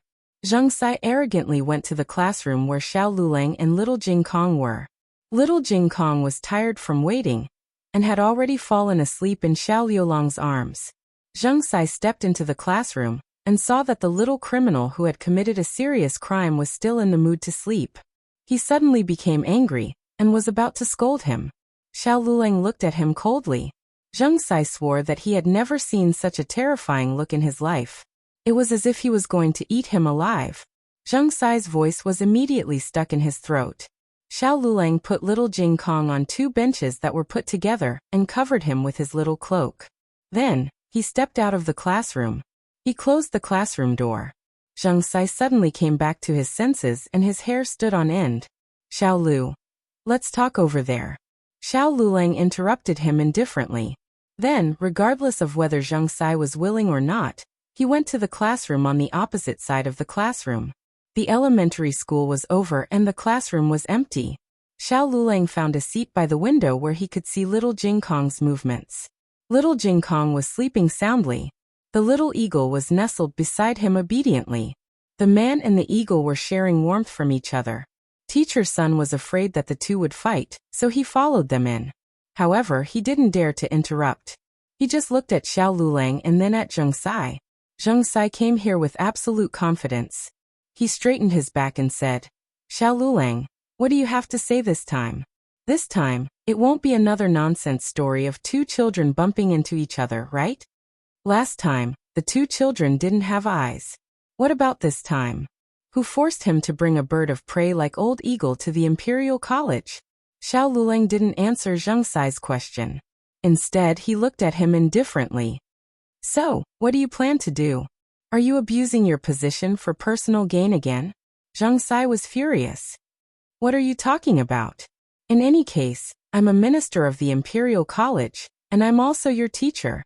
I haven't even opened my mouth to reprimand you. But you're already so glib with your tongue. Humph, I'm not afraid to tell you the truth. The Imperial College can't afford to accept students like you. Teacher Sun's expression suddenly changed. Little Jing Kong was in the wrong this time. No matter how Qin Chiyu humiliated him, he didn't bring the bird of prey to the Imperial College. This behavior seriously violated the rules of the Imperial College. However, it was a bit far-fetched to say that he should be expelled because of this. And he was not the only one who was fired. What did Xiao Lulang do wrong? This wasn't the right way to teach a father and son. Xiao Lulang didn't show any fear because of Zheng Sai's words. He looked at him without blinking. Which rule of the Imperial College allows you to expel a student? In the 6 divisions of the Imperial College, only those who committed fraud in the imperial examinations or violated the law would be expelled. Students in elementary school couldn't be expelled. Only those in the gifted class who didn't pass the exam would be assigned to the ordinary class. Little Jing Kong's bird of prey came to the Imperial College. It was his first offense and didn't cause any harm. According to the rules of the Imperial College, he should be given a demerit and no more than that. Therefore, the method of expulsion was completely untenable. Zhang Sai knew that he would say this. He had already thought of a countermeasure on his way here. The rules of the Imperial College were for ordinary people, but was Qin Chuyu an ordinary person? He was a prince. Threatening a prince was a capital offense. Zhang Sai sneered. Do you know who that child is?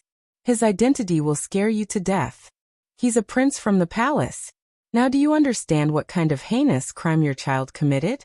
I'm helping you by kicking the two of you out. Otherwise, if the punishment is too light and the people in the palace aren't satisfied, you can only lose your heads. Xiao Lulang was from the countryside. Zhang Sai was sure that he hadn't seen the world, and would be frightened by his words. Xiao Lulang sneered in disdain. Fine, then go find the emperor. We'll see how the emperor decides this matter. Zhang Sai choked. What was wrong with this kid? He couldn't even scare him? Could he go find the emperor? It wasn't that the emperor didn't care about the seventh prince, but if he couldn't even solve such a small matter, how could the emperor rest assured and give him the Imperial College? Zhang Sai said arrogantly. Ha, it's useless no matter what you say. I've already made up my mind. Today, the two of you must get out of the Imperial College. He had already thought of a foolproof plan for his great task of being the chancellor. Did it matter if Xiao Lulang agreed or not? He had already written the expulsion document and stamped it with the official seal of the Imperial College. All he needed was the signatures of the teachers in their classes. Zhang Sai took out a document from his sleeve and said, Teacher Sun, bring me a pen and ink pad. Teacher Sun hesitated for a moment and said in a low voice, Yes. Teacher Sun left. Not long after, he had a set of ink and ink pad in his hands. Sign it and make your mark. Zhang Sai handed the expulsion document to him. This one was for little Jing Kong. Teacher Sun hesitated again. To be honest, he couldn't bear to part with it. Little Jing Kong was a little naughty this time, but most of the time he was quite obedient. Moreover, his grades were the best, so he had a lot of potential in the future. Who didn't like a smart and quick-witted child who always got first place? But this time, it was the seventh prince he provoked. What a pity. Teacher Sun braced himself and signed it. Once he signed it, there was no room for negotiation. Xiao Lulang said indifferently, Teacher Sun, think carefully. You're helping the evildoer. You'd better not regret it. Teacher Sun was in a dilemma. Hurry up and write it. Zhang Sai urged. Teacher Sun gritted his teeth and wrote his name on the document. Just as he finished writing and was about to make his mark, Eunuch Su's sharp voice suddenly came from the door. Oh, Marquis. You're finally here. Marquis? Zhang Sai's eyebrows twitched. Could it be Marquis Xianping? Did he come to the Imperial College in person? Zhang Sai quickly adjusted his official hat and straightened his clothes. He walked out of the classroom and came to the corridor. He bowed respectfully and said, This humble subject greets Marquis Xianping.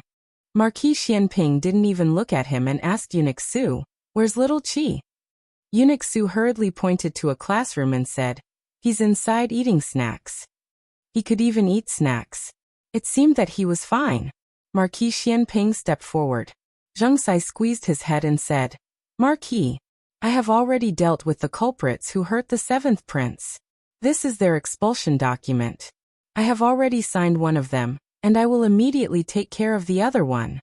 Marquis Xianping frowned and said, Didn't you say there was only one child? Zhang Sai wanted to take credit and said, His brother-in-law is also studying at the Imperial College. He inverts right and wrong and is unreasonable. Such a character is not worthy of praise. I expelled him as well. Our Imperial College is based on educating people. We will definitely not accept students with bad character.